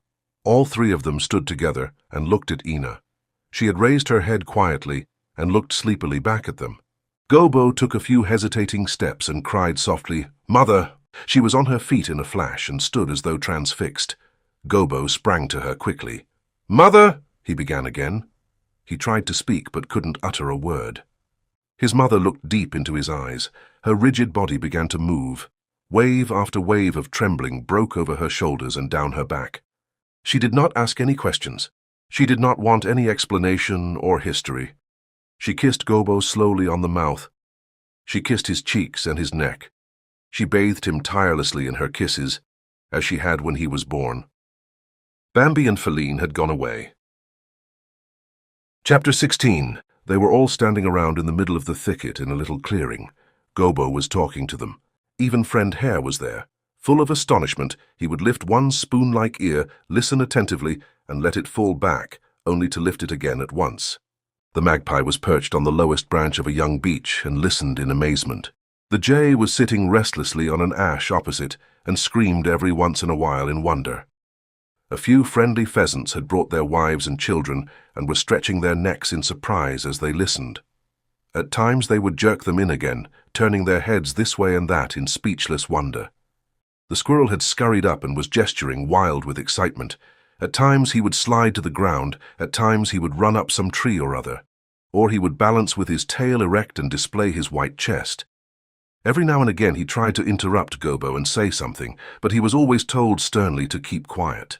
Gobo told how he had lain helpless in the snow waiting to die. "The dogs found me," he said. "Dogs are terrible. They are certainly the most terrible creatures in the world. Their jaws drip blood and their bark is pitiless and full of anger." He looked all around the circle and continued, "Well, since then I've played with them just as I would with one of you." He was very proud. "I don't need to be afraid of them anymore. I'm good friends with them now. Nevertheless, when they begin to grow angry, I have a roaring in my ears and my heart stops beating. But they don't really mean any harm by it, and, as I said, I'm a good friend of theirs. But their bark is terribly loud." "Go on," Feline urged. Gobo looked at her.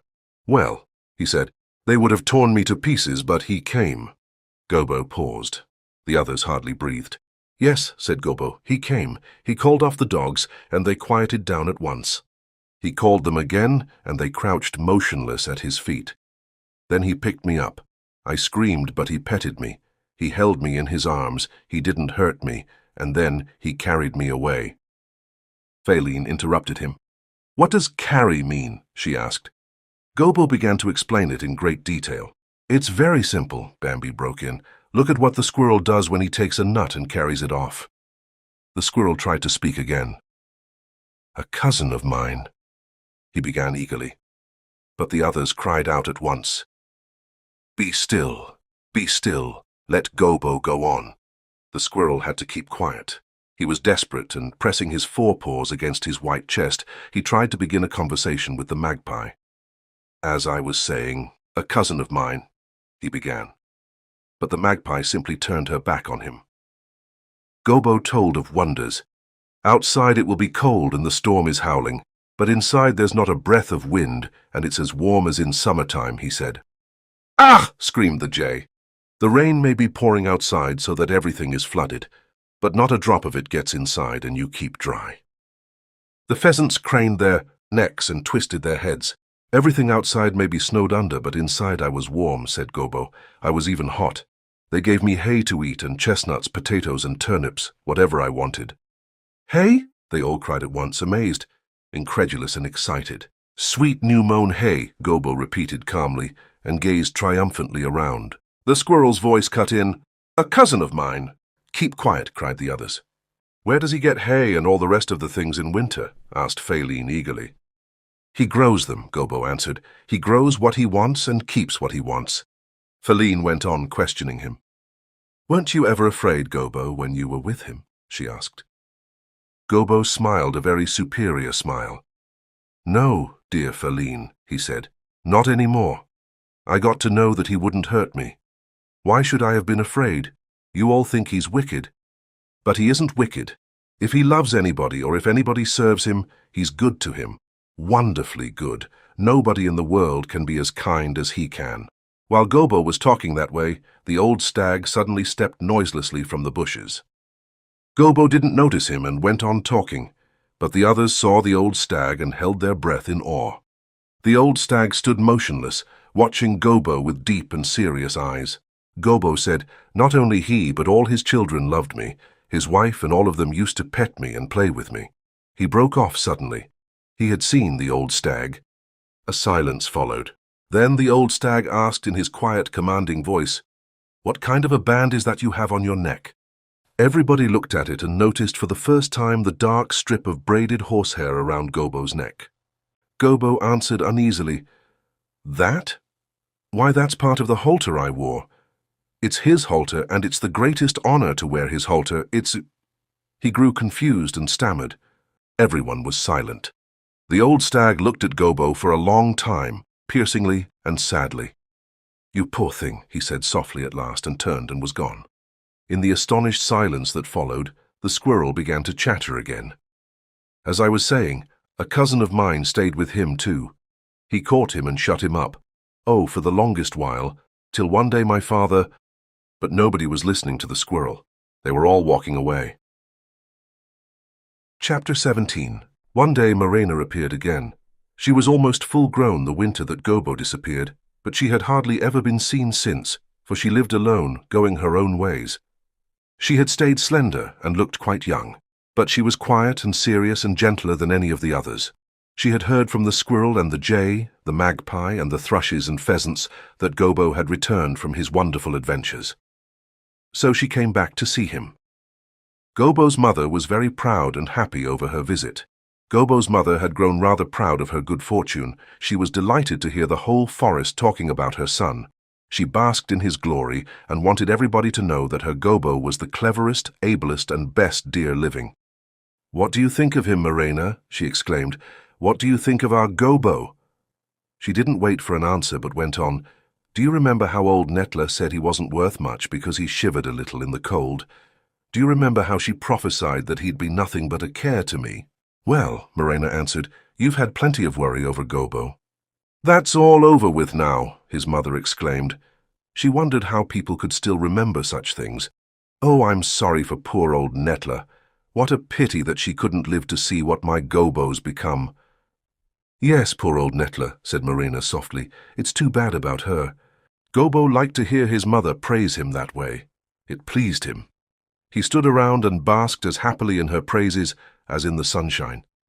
Even the old prince came to see Gobo, his mother told Morena. She whispered it as though it were something solemn and mysterious.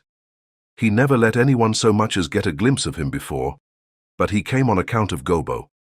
Why did he call me a poor thing? Gobo broke in a discontented tone. I'd like to know what he meant by that.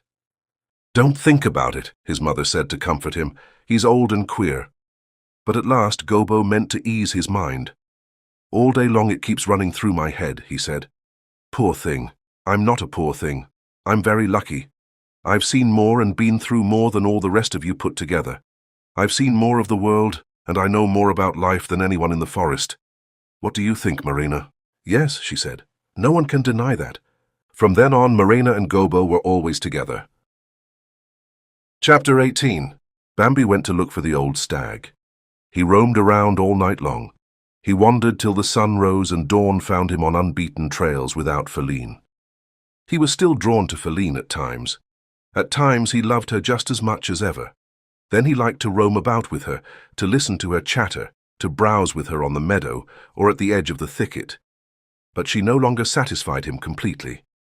Before, when he was with Feline, he hardly ever remembered his meetings with the old stag, and when he did, it was only casually. Now he was looking for him and felt an inexplicable desire driving him to find him.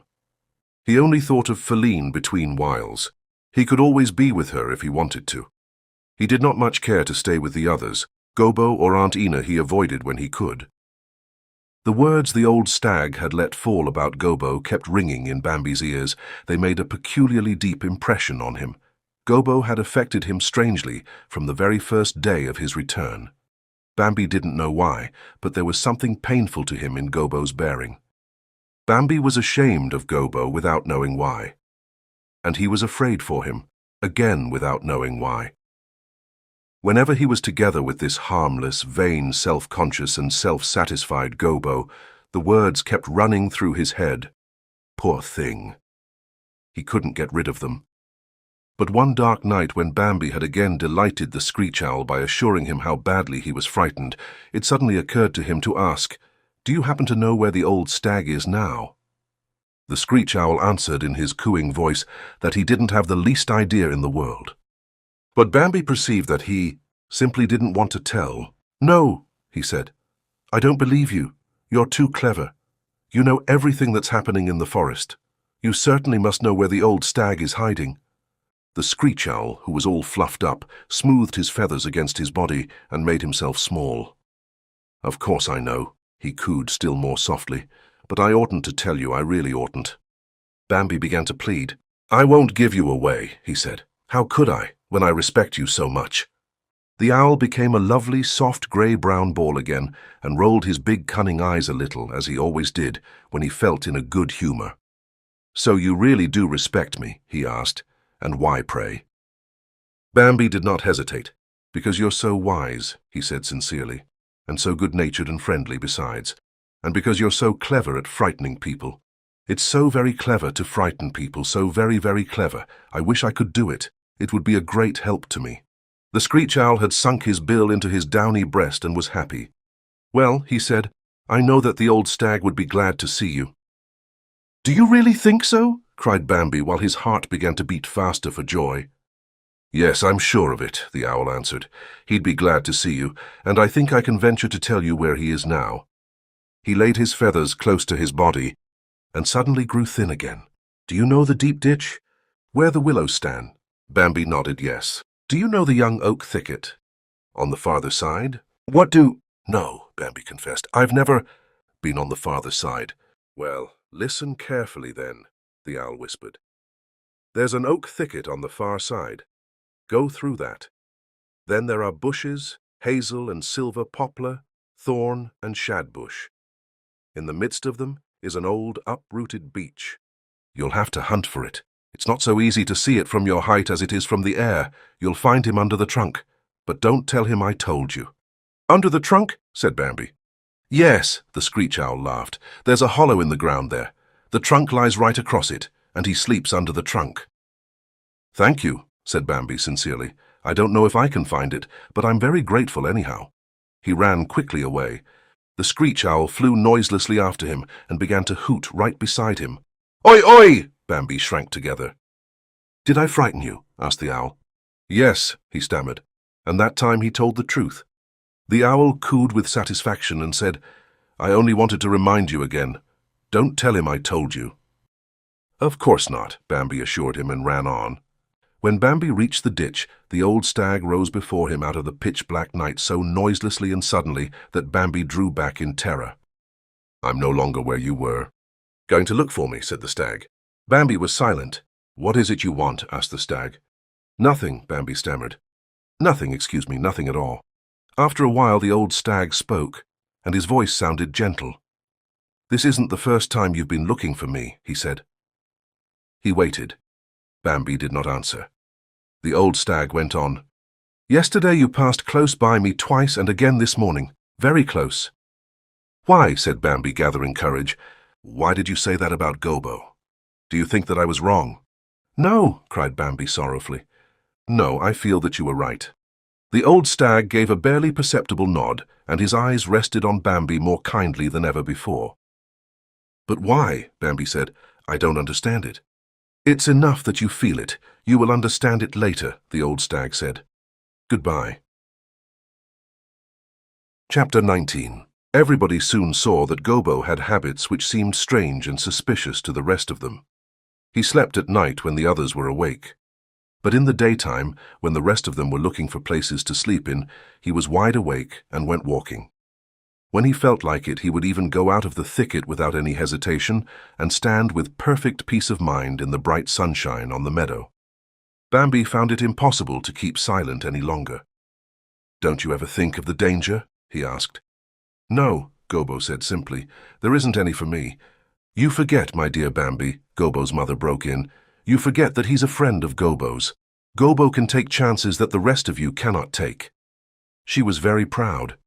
Bambi did not say anything more. One day Gobo said to him, "You know, it seems strange to me to eat when and where I like." Bambi did not understand. "Why is it strange? We all do it," he said. "Oh, you do," said Gobo superiorly, "but I'm a little different. I'm accustomed to having my food brought to me or to being called when it's ready." Bambi stared pityingly at Gobo. He looked at Feline and Morena and Aunt Ina, but they were all smiling and admiring Gobo. "I think it will be hard for you to get accustomed to the winter, Gobo," Feline began. "We don't have hay or turnips or potatoes in the winter time." "That's true," answered Gobo reflectively. "I hadn't thought about that yet. I can't even imagine how it would feel. It must be dreadful." Bambi said quietly, "It isn't dreadful. It's only hard." "Well," Gobo declared grandly, "if it gets too hard for me, I'll simply go back to him. Why should I go hungry? There's no need for that." Bambi turned away without a word and walked off. When Gobo was alone again with Morena, he began to talk about Bambi. "He doesn't understand me," he said. "Poor old Bambi thinks I'm still the silly little Gobo that I once was. He can never get used to the fact that I've become something unusual, danger. What does he mean by danger? He means well enough by me, but danger is something for him and the likes of him, not for me." Morena agreed with him. She loved him and Gobo loved her, and they were both very happy. "Well," he said to her, "nobody understands me the way you do. But anyhow, I can't complain. I'm respected and honored by everybody. But you understand me best of all. When I tell the others how good he is, they listen, and they don't think I'm lying, but they stick to their opinion that he's dreadful. I've always believed in him," said Morena dreamily. "Really?" Gobo replied airily. "Do you remember the day when they left you lying in the snow?" Morena went on. "I said that day that sometime he'd come to the forest to play with us." "No," Gobo replied, yawning. "I don't remember that." A few weeks passed, and one morning Bambi and Feline, Gobo and Morena were standing together again in the old familiar hazel thicket. Bambi and Feline were just returning from their wanderings, intending to look for their hiding place when they met Gobo and Morena. Gobo was about to go out on the meadow. "Stay with us instead," said Bambi. "The sun will soon be rising, and then nobody will go out in the open." "Nonsense," said Gobo scornfully. "If nobody else will go, I will." He went on, Morena following him. Bambi and Feline had stopped. "Come along," said Bambi angrily to Feline. "Come along, let him do what he pleases." They were going on, but suddenly the jay screamed loudly from the far side of the meadow. With a bound, Bambi had turned and was running after Gobbo. Right by the oak, he caught up with him and Marina. "Did you hear that?" he cried to him. "What?" asked Gobbo, puzzled. Again the jay screamed on the far side of the meadow. "Did you hear that?" Bambi repeated. "No," said Gobbo calmly. "That means danger," Bambi persisted. A magpie began to chatter loudly, and immediately after her another, and then a third. Then the jay screamed again, and far overhead the crows gave warning. Feline began to plead, "Don't go out there, Gobbo, it's dangerous." Even Marina begged, stay here today, beloved one, it's dangerous." Gobbo stood there, smiling in his superior way. "Dangerous, dangerous! What has that to do with me?" he asked.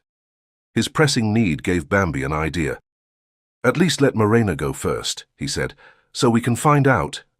He hadn't finished before Marina had slipped out. All three stood and looked at her, Bambi and Feline breathlessly, Gobbo with obvious patience, as if to let the others enjoy their foolish whims.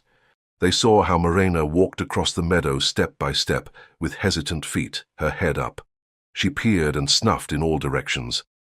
Suddenly she turned like a flash with one high bound, and as though a cyclone had struck her, rushed back into the thicket. "It's he! She whispered, her voice choking with terror. She was trembling in every limb. I saw him," she stammered. "It's he! He's standing over by the alders." "Come," cried Bambi, "come quickly." "Come," Feline pleaded. And Marina, who could hardly speak, whispered, "Please come now, Gobbo, please." But Gobbo remained unmoved. "Run as much as you like," he said. "I won't stop you. If he's there, I want to talk with him." Gobbo could not be dissuaded. They stood and watched how he went out. They stayed there, moved by his great confidence, while at the same time a terrible fear for him gripped them. Gobbo was standing boldly on the meadow, looking around for the alders. Then he seemed to see them and to have discovered him. Then the thunder crashed. Gobbo leaped into the air at the report. He suddenly turned around and fled back to the thicket, staggering as he came. They still stood there, petrified with terror, while he came on. They heard him gasping for breath, and as he did not stop but bounded wildly forward, they turned and surrounded him, and all took flight.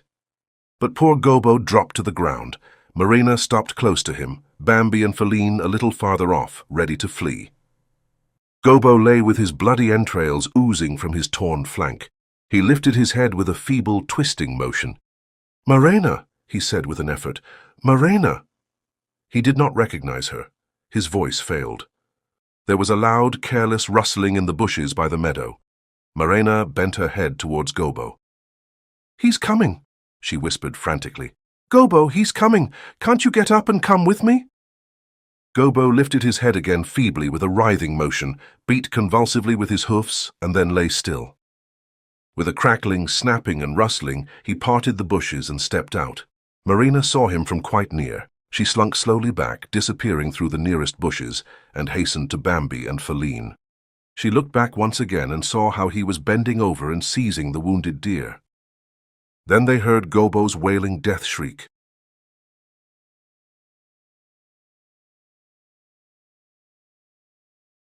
Chapter 20. Bambi was alone. He walked beside the water that ran swiftly among the reeds and swamp willows. He went there more and more often now that he was staying by himself. There were few trails there, and he hardly ever met any of his friends. That was just what he wanted, for his thoughts had grown serious and his heart heavy. He did not know what was happening within him. He did not even think about it.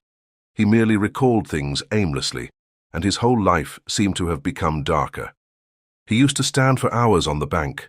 The current that flowed round a gentle bend there occupied his entire thought. The cool air from the ripples brought him strange, refreshing, acrid smells that aroused forgetfulness and a sense of trust in him. Bambi would stand and watch the ducks paddling companionably together. They talked endlessly to one another in a friendly, serious, capable way. There were a couple of mother ducks, each with a flock of young ones around her. They were constantly teaching their young ones things. And the little ones were always learning them. Sometimes one or the other of the mothers would give a warning. Then the young ducks would dash off in all directions. They would scatter and glide away perfectly noiselessly.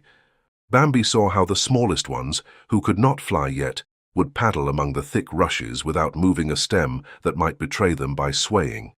He would see the small, dark bodies creep here and there among the reeds. Then he could see nothing more.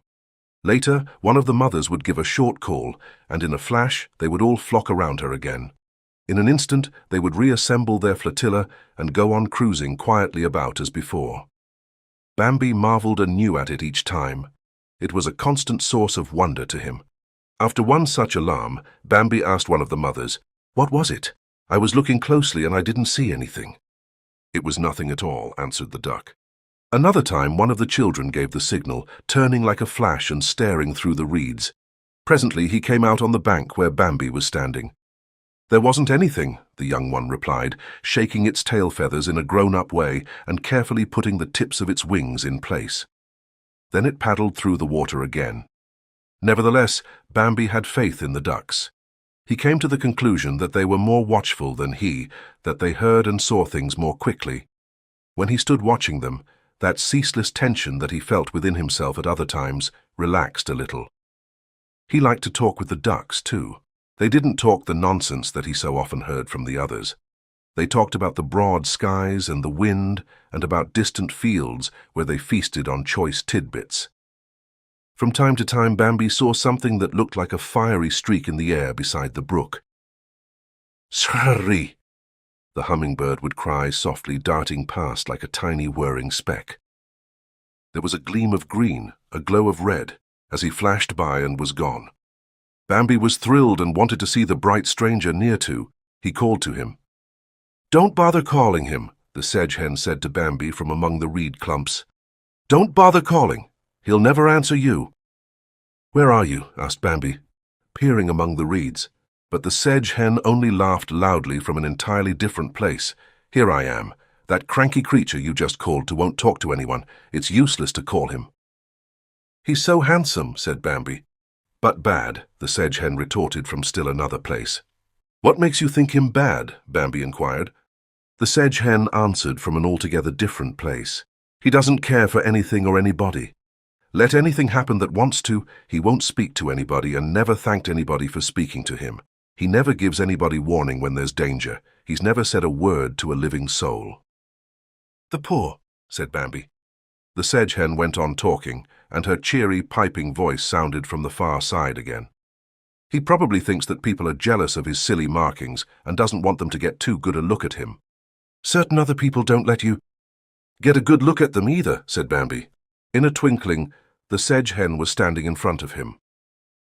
"There's nothing to look at in my case," she said simply. Small and gleaming with water, she stood there in her sleek feathers, her trim figure restless, animated and satisfied. In a flash, she was gone again. "I don't understand how people can stand so long in one spot," she called from the water, and added from the far side, "It's tiresome and dangerous to stay so long in one spot." Then from the other side she cried gaily once or twice. "You have to keep moving," she cried happily. "You've got to keep moving if you want to keep whole and hearty." A soft rustling in the grass startled Bambi. He looked around. There was a reddish flash among the bushes. It disappeared in the reeds. At the same time, a sharp, warm smell reached his nostrils. The fox had slunk by. Bambi wanted to cry out and stamp on the ground as a warning, but the sedges rustled as the fox parted them in quick leaps. The water splashed, and a duck screamed desperately. Bambi heard her wings flapping and saw her white body flash through the leaves. He saw how her wings beat the fox's face with sharp blows. Then it grew still. At the same moment, the fox came out of the bushes holding the duck in his jaws. Her neck hung down limply, her wings were still moving, but the fox paid no attention to that. He looked sidewise at Bambi with sneering eyes and crept slowly into the thicket. Bambi stood motionless. A few of the old ducks had flown up with a rush of wings and were flying around in helpless fright. The sedge hen was crying warnings from all directions. The titmice chirped excitedly in the bushes, and the young orphaned ducks splashed about the sedge, crying with soft voices. The hummingbird flew along the bank. "Please tell us," the young ducks cried. "Please tell us, have you seen our mother?" "Surrey!" cried the hummingbird shrilly, and flew past, sparkling. "What has she got to do with me?" Bambi turned and went away. He wandered through a whole sea of goldenrod, passed through a grove of young beeches, crossed through old hazel thickets until he reached the edge of the deep ditch. He roamed around it, hoping to meet the old stag. He had not seen him for a long while, not since Gobbo's death. Then he caught a glimpse of him from afar and ran to meet him. For a while they walked together in silence. Then the old stag asked, "Well, do they still talk about him the way they used to?" Bambi understood that he referred to Gobbo and replied, "I don't know. I'm nearly alone now." He hesitated, "But I think of him very often." "Really?" said the old stag. "Are you alone now?" "Yes," said Bambi expectantly, but the old stag remained silent. They went on. Suddenly the old stag stopped. "Don't you hear anything?" he asked. Bambi listened. He didn't hear anything. "Come!" cried the old stag and hurried forward. Bambi followed him. The stag stopped again. "Don't you hear anything yet?" he asked. Then Bambi heard a rustling that he did not understand. It sounded like branches being bent down and repeatedly springing up again. Something was beating the earth dully and irregularly. Bambi wanted to flee, but the old stag cried, "Come with me," and ran in the direction of the noise. Bambi at his side ventured to ask, "Isn't it dangerous?" "It's terribly dangerous," the old stag answered mysteriously. Soon they saw branches being pulled and tugged at from below and shaken violently. They went nearer and saw that a little trail ran through the middle of the bushes. Friend Hare was lying on the ground. He flung himself from side to side and writhed. Then he lay still and writhed again. Each of his motions pulled at the branches over him. Bambi noticed a dark, thread-like leash. It ran right from the branch to Friend Hare and was twisted around his neck. Friend Hare must have heard someone coming, for he flung himself wildly into the air and fell to the ground. He tried to escape and rolled, jerking and writhing in the grass. "Lie still," the old stag commanded.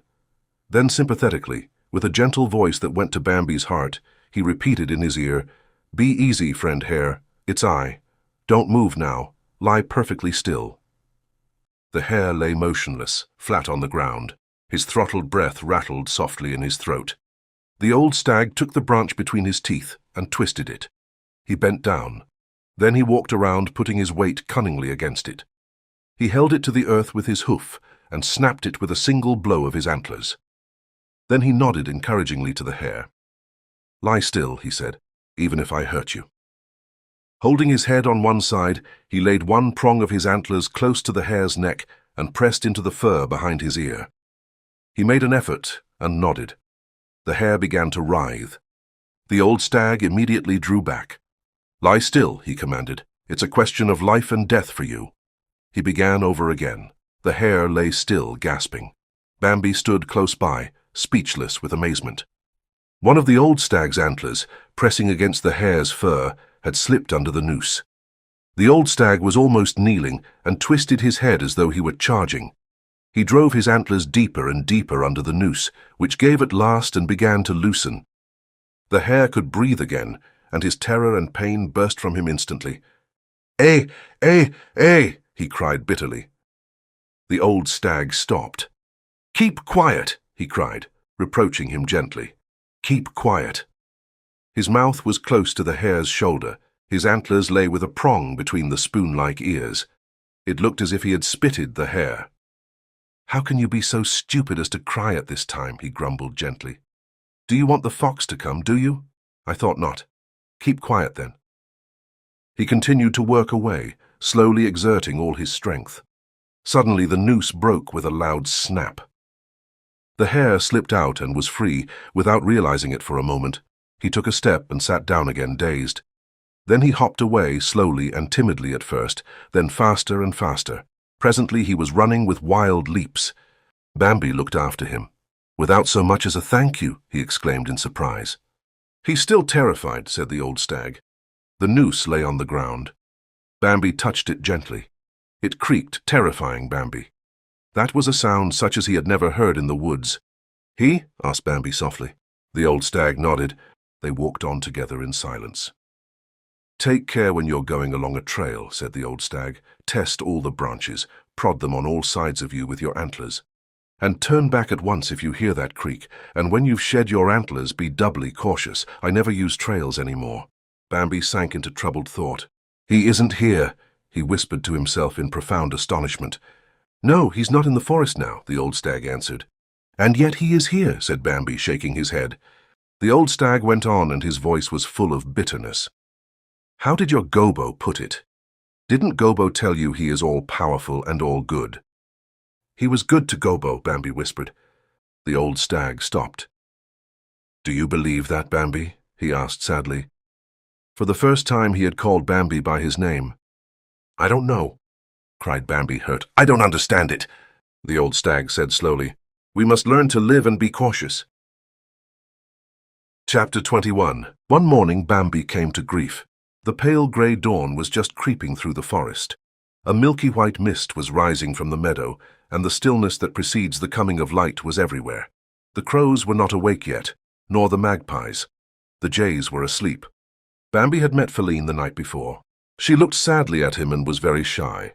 "I'm so much alone now," she said gently. "I'm alone too," Bambi answered with some hesitation. "Why don't you stay with me any more?" Feline asked sorrowfully, and it hurt him to see the gay and lively Feline so serious and downcast. "I want to be alone," he replied, and gently, as he tried to say it, it sounded hard. He felt it himself. Feline looked at him and asked softly, "Do you love me still?" "I don't know," Bambi answered in the same tone. She walked silently away from him, leaving him alone. He stood under the great oak at the meadow's edge and peered out cautiously, drinking in the pure and odorless morning air. It was moist and fresh from the earth, the dew, the grass, and the wet woods. Bambi breathed in great gulps of it. All at once his spirit felt freer than for a long time. He walked happily onto the mist-covered meadow. Then a sound like thunder crashed. Bambi felt a fearful blow that made him stagger. Mad with terror, he sprang back into the thicket and kept running. He did not understand what had happened. He could not grasp a single idea. He could only keep running on and on. Fear gripped his heart so that his breath failed as he rushed blindly on. Then a killing pain shot through him so that he felt that he could not bear it. He felt something hot running over his left shoulder.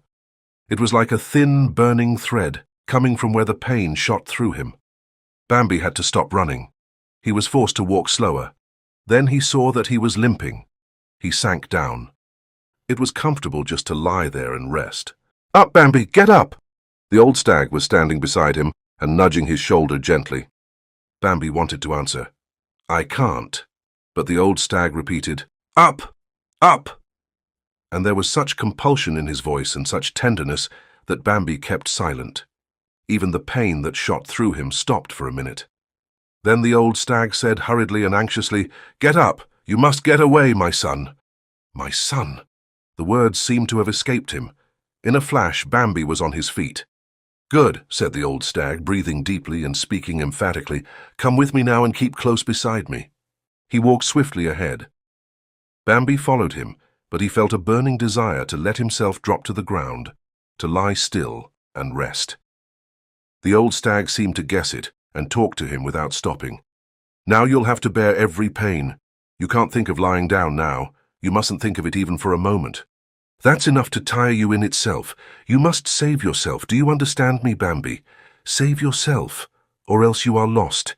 Just remember that he is behind you. Do you understand, Bambi? And he will kill you without mercy. Come on. Keep close to me. You'll soon be all right. You must be all right." Bambi had no strength left to think with. The pain shot through him at every step he took. It took away his breath and his consciousness. The hot trickle, burning his shoulder, seared him like some deep, heartfelt trouble. The old stag made a wide circle. It took a long time. Through his veil of pain and weakness, Bambi was amazed to see that they were passing the great oak again. The old stag stopped and snuffed the ground. "He's still here," he whispered. "It's he, and that's his dog. Come along, faster." They ran. Suddenly the old stag stopped again. "Look," he said, "that's where you lay on the ground." Bambi saw the crushed grasses where a wide pool of his own blood was soaking into the earth. The old stag snuffed warily around the spot. "They were here, he and his dog," he said. "Come along." He went ahead slowly, snuffing again and again. Bambi saw the red drops gleaming on the leaves of the bushes and the grass stems. "We passed here before," he thought, but he couldn't speak. "Aha!" said the old stag and seemed almost joyful. "We're behind them now." He continued for a while on the same path. Then he doubled unexpectedly and began a new circle. Bambi staggered after him. They came to the oak again, but on the opposite side. For the second time they passed the place where Bambi had fallen down. Then the old stag went in, still another direction. "Eat that," he commanded suddenly, stopping and pushing aside the grasses. He pointed to a pair of short, dark green leaves growing close together near the ground. Bambi obeyed. They tasted terribly bitter and smelt sickeningly. "How do you feel now?" the stag asked after a while. "Better," Bambi answered quickly. He was suddenly able to speak again. His senses had cleared, and his fatigue grew less. "Let's move on again," the old stag commanded after another pause. After Bambi had been following him for a long time, he said, "At last." They stopped. "The bleeding has stopped," said the old stag. "The blood stopped flowing from your wound. It isn't emptying your veins now, and it can't betray you any more either.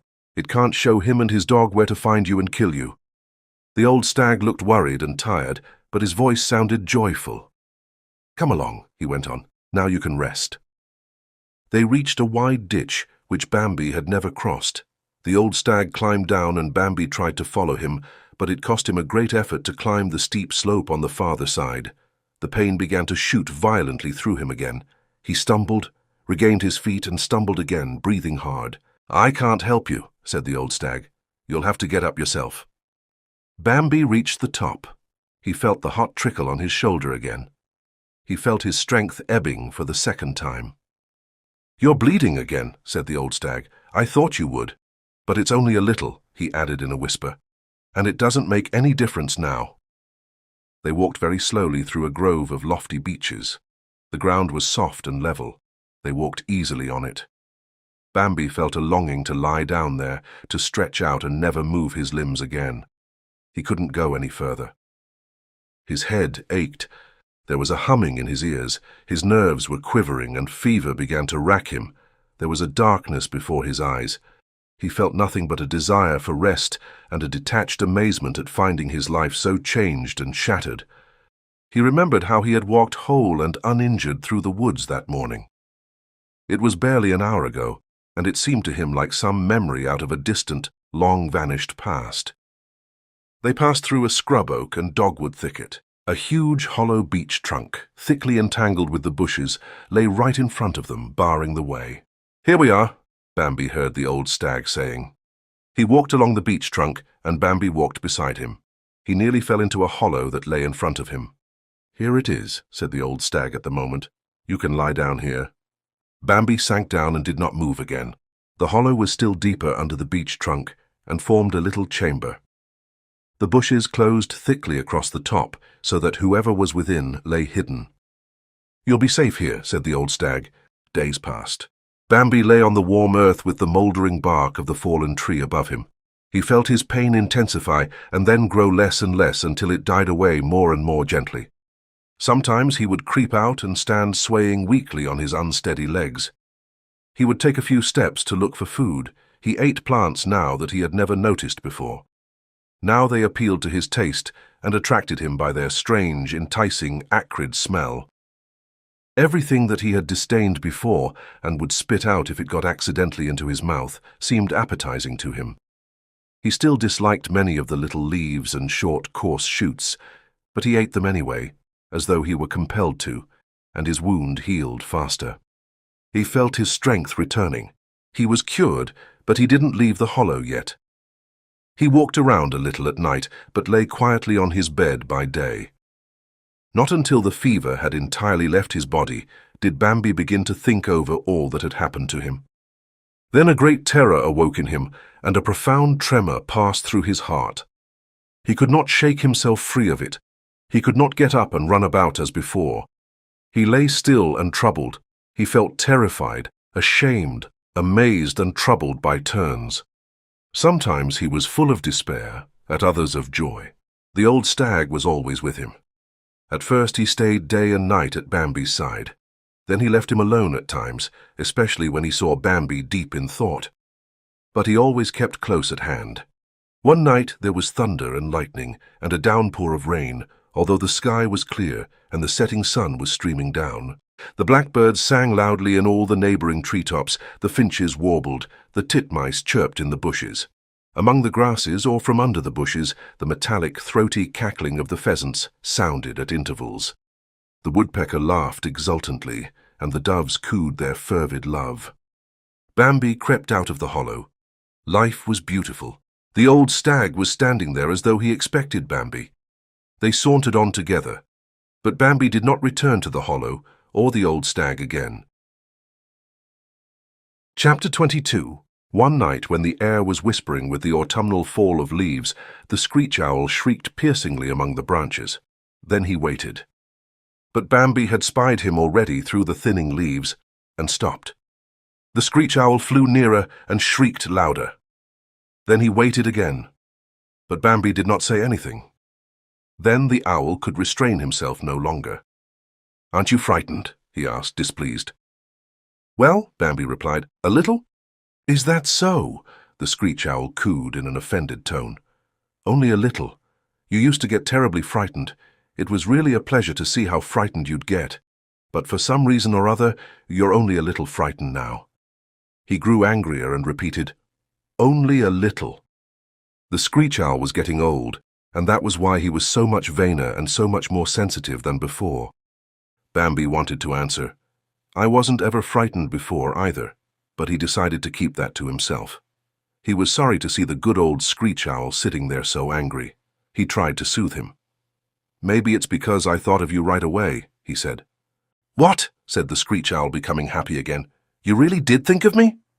"Yes," Bambi answered with some hesitation, "as soon as I heard you screech. Otherwise, of course, I'd have been as scared as ever." "Really?" cooed the owl. Bambi hadn't the heart to deny it. What difference did it make anyhow? Let the little old child enjoy himself.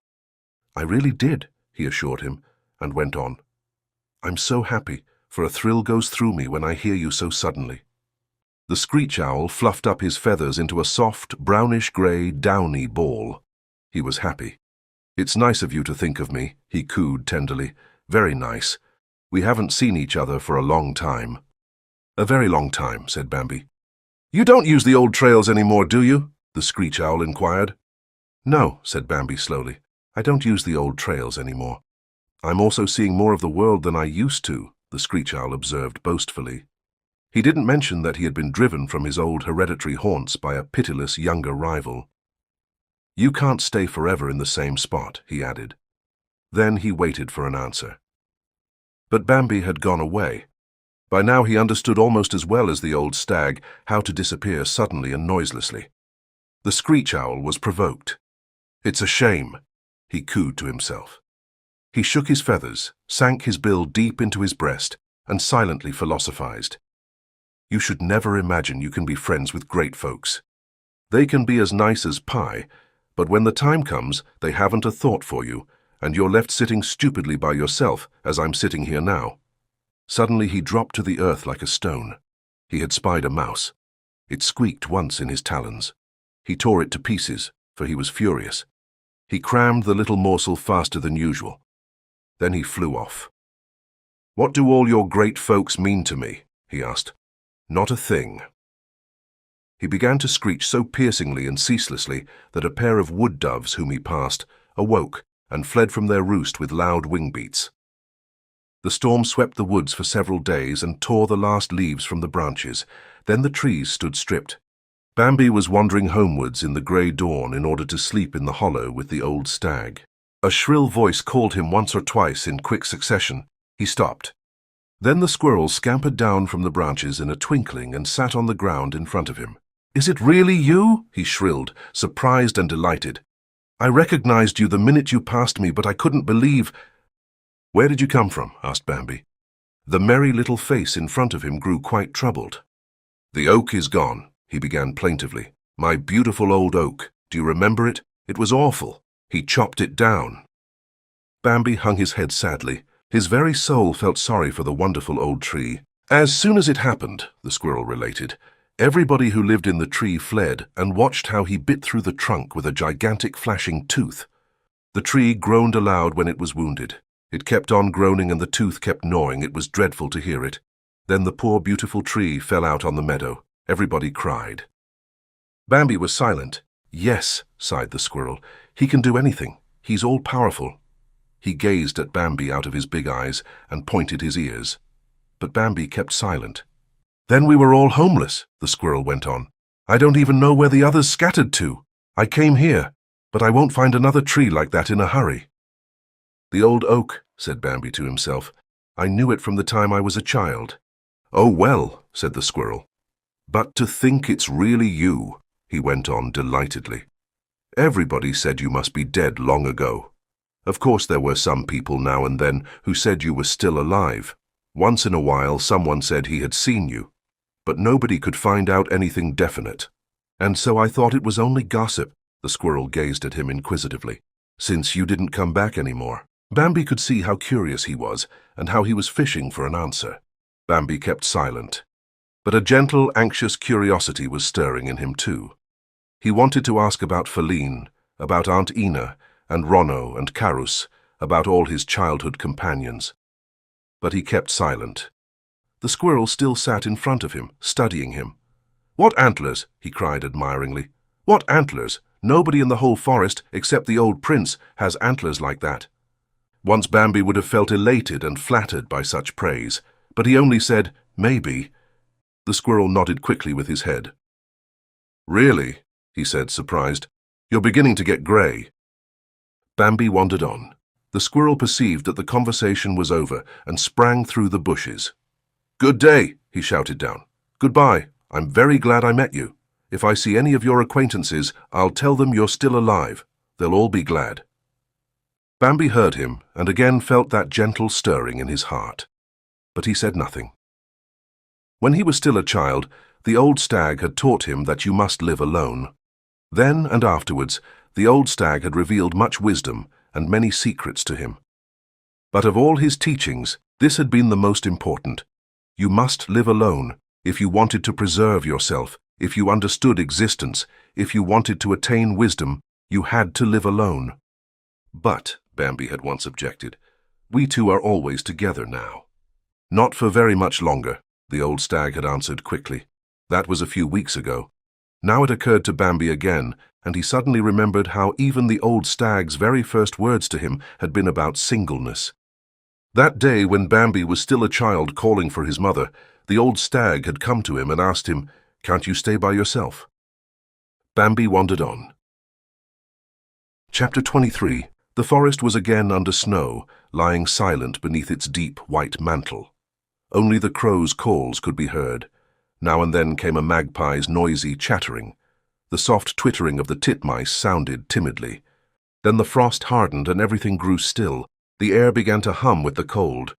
One morning a dog's baying broke the silence. It was a continuous hurrying bay that pressed on quickly through the woods, eager and clear and harrying with loud yelps.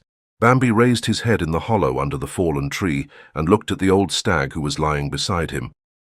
"That's nothing," said the old stag in answer to Bambi's glance. "Nothing that need bother us." Still they both listened. They lay in their hollow with the old beech trunk like a sheltering roof above them. The deep snow kept the icy draught from them, and the tangled bushes hid them from curious eyes. The baying grew nearer. It was angry and panting and relentless. It sounded like the bark of a small hound. It came constantly closer. Then they heard panting of another kind. They heard a low, labored snarling under the angry barking. Bambi grew uneasy, but the old stag quieted him again. "We don't need to worry about it," he said. They lay silent in their warm hollow and peered out. The footsteps drew nearer and nearer through the branches. The snow dropped from the shaken boughs and clouds of it rose from the earth. Through the snow and over the roots and branches, the fox came springing, crouching and slinking. They were right. A little short-legged hound was after him. One of the fox's forelegs was crushed and the fur torn around it.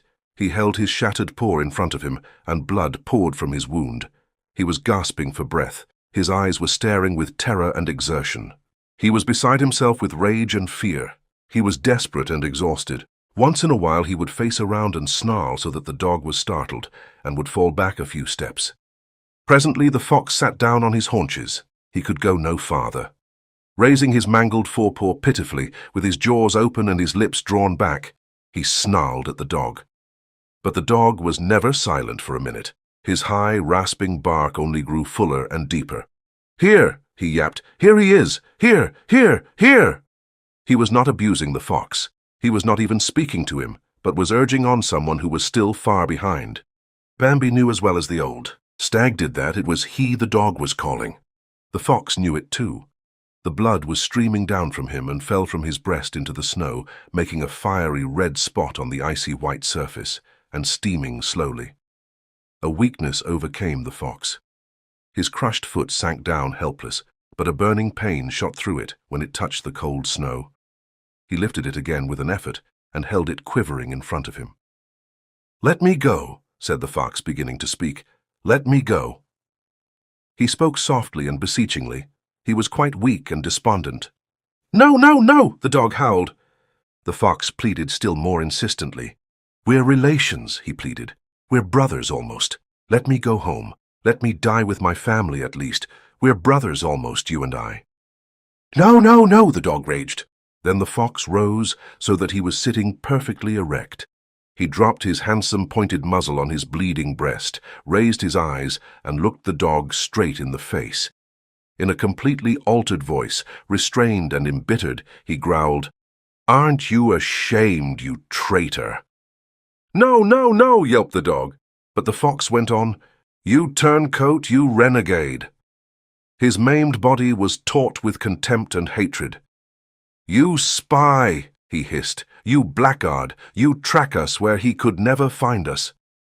You betray us, your own relations, me who am almost your brother, and you stand there and aren't ashamed."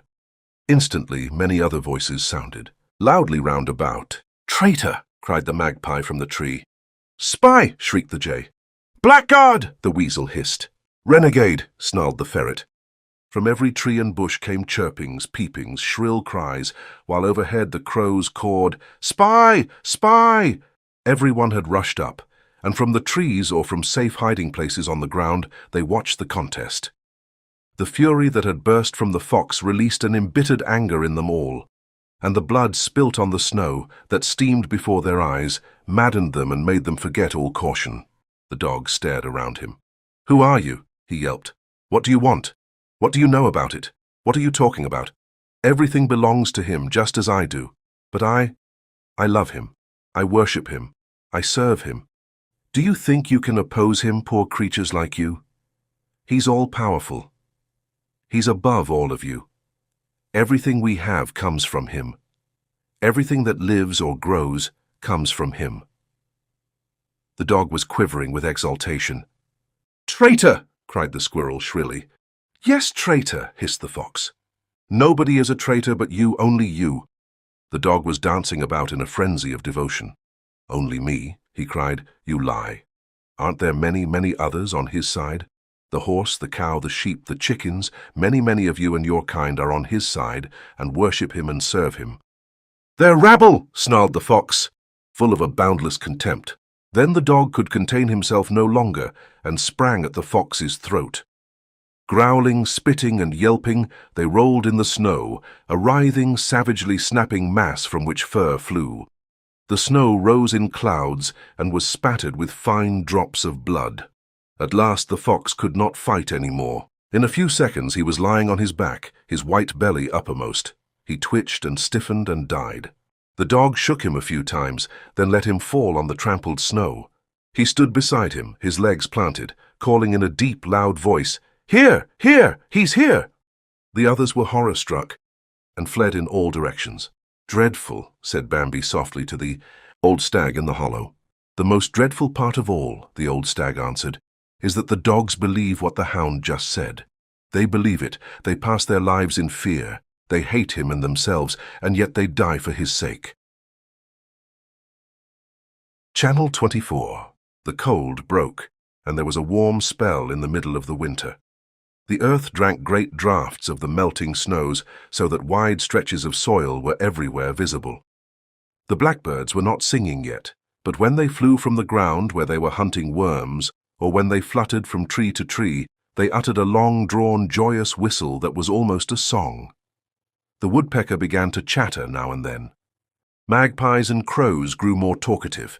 The titmice chirped more cheerily, and the pheasants, swooping down from their roosts, would stand in one spot preening their feathers and uttering their metallic, throaty cacklings. One such morning Bambi was roaming around as usual. In the grey dawn, he came to the edge of the hollow. On the farther side where he had lived before, something was stirring. Bambi stayed hidden in the thicket and peered across. A deer was wandering slowly to and fro, looking for places where the snow had melted and cropping whatever grasses had sprung up so early. Bambi wanted to turn at once and go away, for he recognized Feline. His first impulse was to spring forward and call her, but he stood as though rooted to the spot. He had not seen Feline for a long time. His heart began to beat faster. Feline moved slowly as though she were tired and sad. She resembled her mother now. She looked as old as Aunt Ina, as Bambi noticed with a strangely pained surprise. Feline lifted her head and gazed across as though she sensed his presence. Again Bambi started forward, but he stopped again, hesitating and unable to stir. He saw that Feline had grown old and grey. Gay, pert little Feline, how lovely she used to be, he thought, and how lively. His whole youth suddenly flashed before his eyes.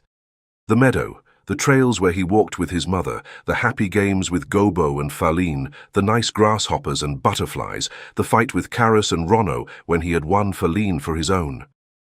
He felt happy again, and yet he trembled.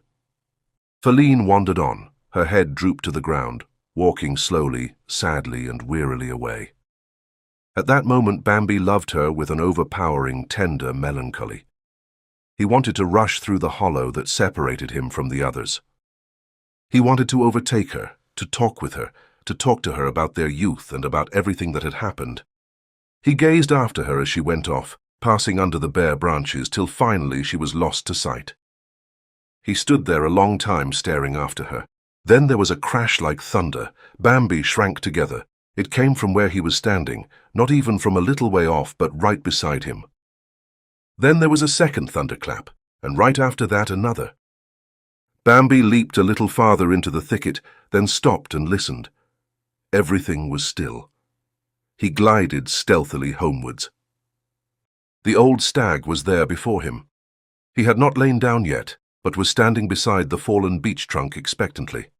"Where have you been so long?" he asked so seriously that Bambi grew silent. "Did you hear it?" the old stag went on after a pause. "Yes," Bambi answered, 3 times. "He must be in the woods." "Of course," the old stag nodded, and repeated with a peculiar intonation, "He is in the woods and we must go." "Where?" the word escaped Bambi. "Where he is now," said the old stag, and his voice was solemn. Bambi was terrified. "Don't be frightened," the old stag went on. "Come with me and don't be frightened. I'm glad that I can take you and show you the way." He hesitated and added softly, "Before I go." Bambi looked wonderingly at the old stag. And suddenly he noticed how aged he looked. His head was completely grey now. His face was perfectly gaunt. The deep light was extinguished in his eyes, and they had a feeble, greenish luster and seemed to be blind. Bambi and the old stag had not gone far before they caught the first whiff of that acrid smell that sent such dread and terror to their hearts. Bambi stopped, but the old stag went on directly towards the scent. Bambi followed hesitantly.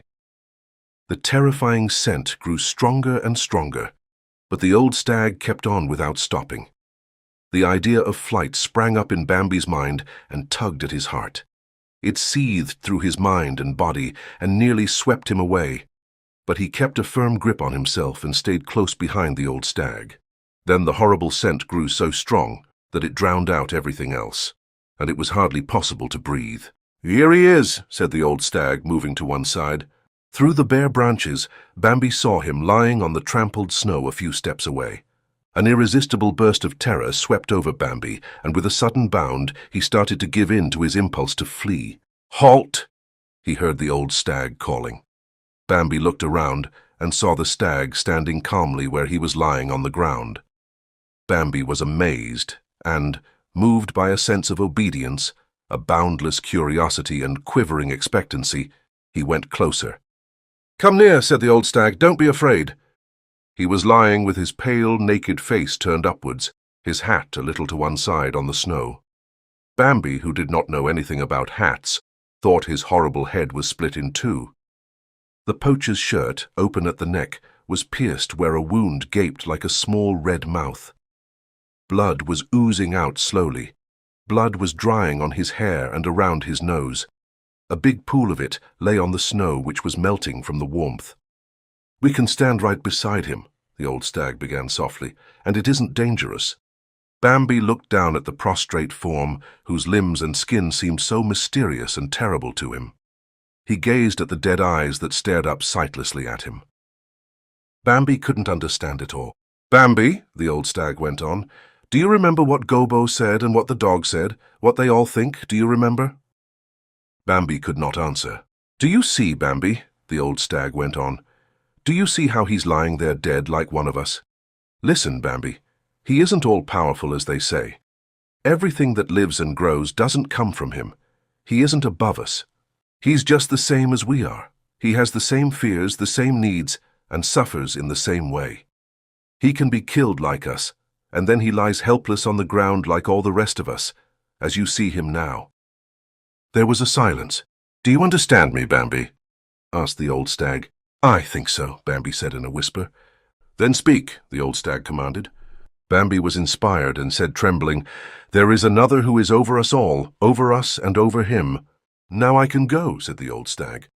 He turned away and they wandered side by side for a stretch. Presently the old stag stopped in front of a tall oak. "Don't follow me any further, Bambi," he began with a calm voice. "My time is up. Now I have to look for a resting place." Bambi tried to speak. "Don't," said the old stag, cutting him short. "Don't. In the hour which I am approaching, we are all alone. Goodbye, my son. I loved you dearly." Chapter 25. Dawn of the summer's day came hot, without a breath of wind or the usual morning chill. The sun seemed to come up faster than usual. It rose swiftly and flashed like a torch with dazzling rays. The dew on the meadows and bushes was drawn up in an instant. The earth was perfectly dry so that the clods crumbled. The forest had been still from an early hour. Only a woodpecker hammered now and then, or the doves cooed their tireless, fervid tenderness. Bambi was standing in a little clearing, forming a narrow glade in the heart of the thicket. A swarm of midges danced and hummed around his head in the warm sunshine. There was a low buzzing among the leaves of the hazel bushes near Bambi, and a big May beetle crawled out and flew slowly by. He flew among the midges, up and up, till he reached the treetop where he intended to sleep till evening. His wing covers folded down hard and neatly, and his wings vibrated with strength. The midges divided to let the May beetle pass through and closed behind him again. His dark brown body, over which shone the vibrant, glassy shimmer of his whirring wings, flashed for a moment in the sunshine as he disappeared. "Did you see him?" the midges asked each other. "That's the old May beetle," some of them hummed. Others said, "All of his offspring are dead. Only one is still alive. Only one." "How long will he live?" a number of midges asked. The others answered, "We don't know. Some of his offspring live a long time. They live forever almost. They see the sun 30 or 40 times. We don't know exactly how many. Our lives are long enough, but we see the daylight only once or twice." "How long has the old beetle been living?" some very small midges asked. "He has outlived his whole family. He's as old as the hills, as old as the hills. He's seen more and been through more in this world than we can even imagine." Bambi walked on. Midge buzzings, he thought, midge buzzings. A delicate, frightened call came to his ears. He listened and went closer, perfectly softly, keeping among the thickest bushes, and moving noiselessly as he had long known how to do. The call came again, more urgent, more plaintively. Fawns' voices were wailing, "Mother! Mother!" Bambi glided through the bushes and followed the calls. Two fawns were standing side by side in their little red coats, a brother and sister, forsaken and despondent. "Mother! Mother!" they called. Before they knew what had happened, Bambi was standing in front of them. They stared at him speechlessly. "Your mother has no time for you now," said Bambi severely. He looked into the little brother's eyes. "Can't you stay by yourself?" he asked. The little brother and sister were silent. Bambi turned and, gliding into the bushes, disappeared before they had come to their senses. He walked along. "The little fellow pleases me," he thought. Perhaps I'll meet him again when he's larger." He walked along. "The little girl is nice too," he thought. "Feline looked like that when she was a fawn." He went on and vanished in the forest. This concludes the end of the story. Thank you for listening to Classic Audiobooks Library. To hear more free stories like this, be sure to subscribe and turn on notifications. We hope you'll join us again for more timeless stories and original works. Until next time.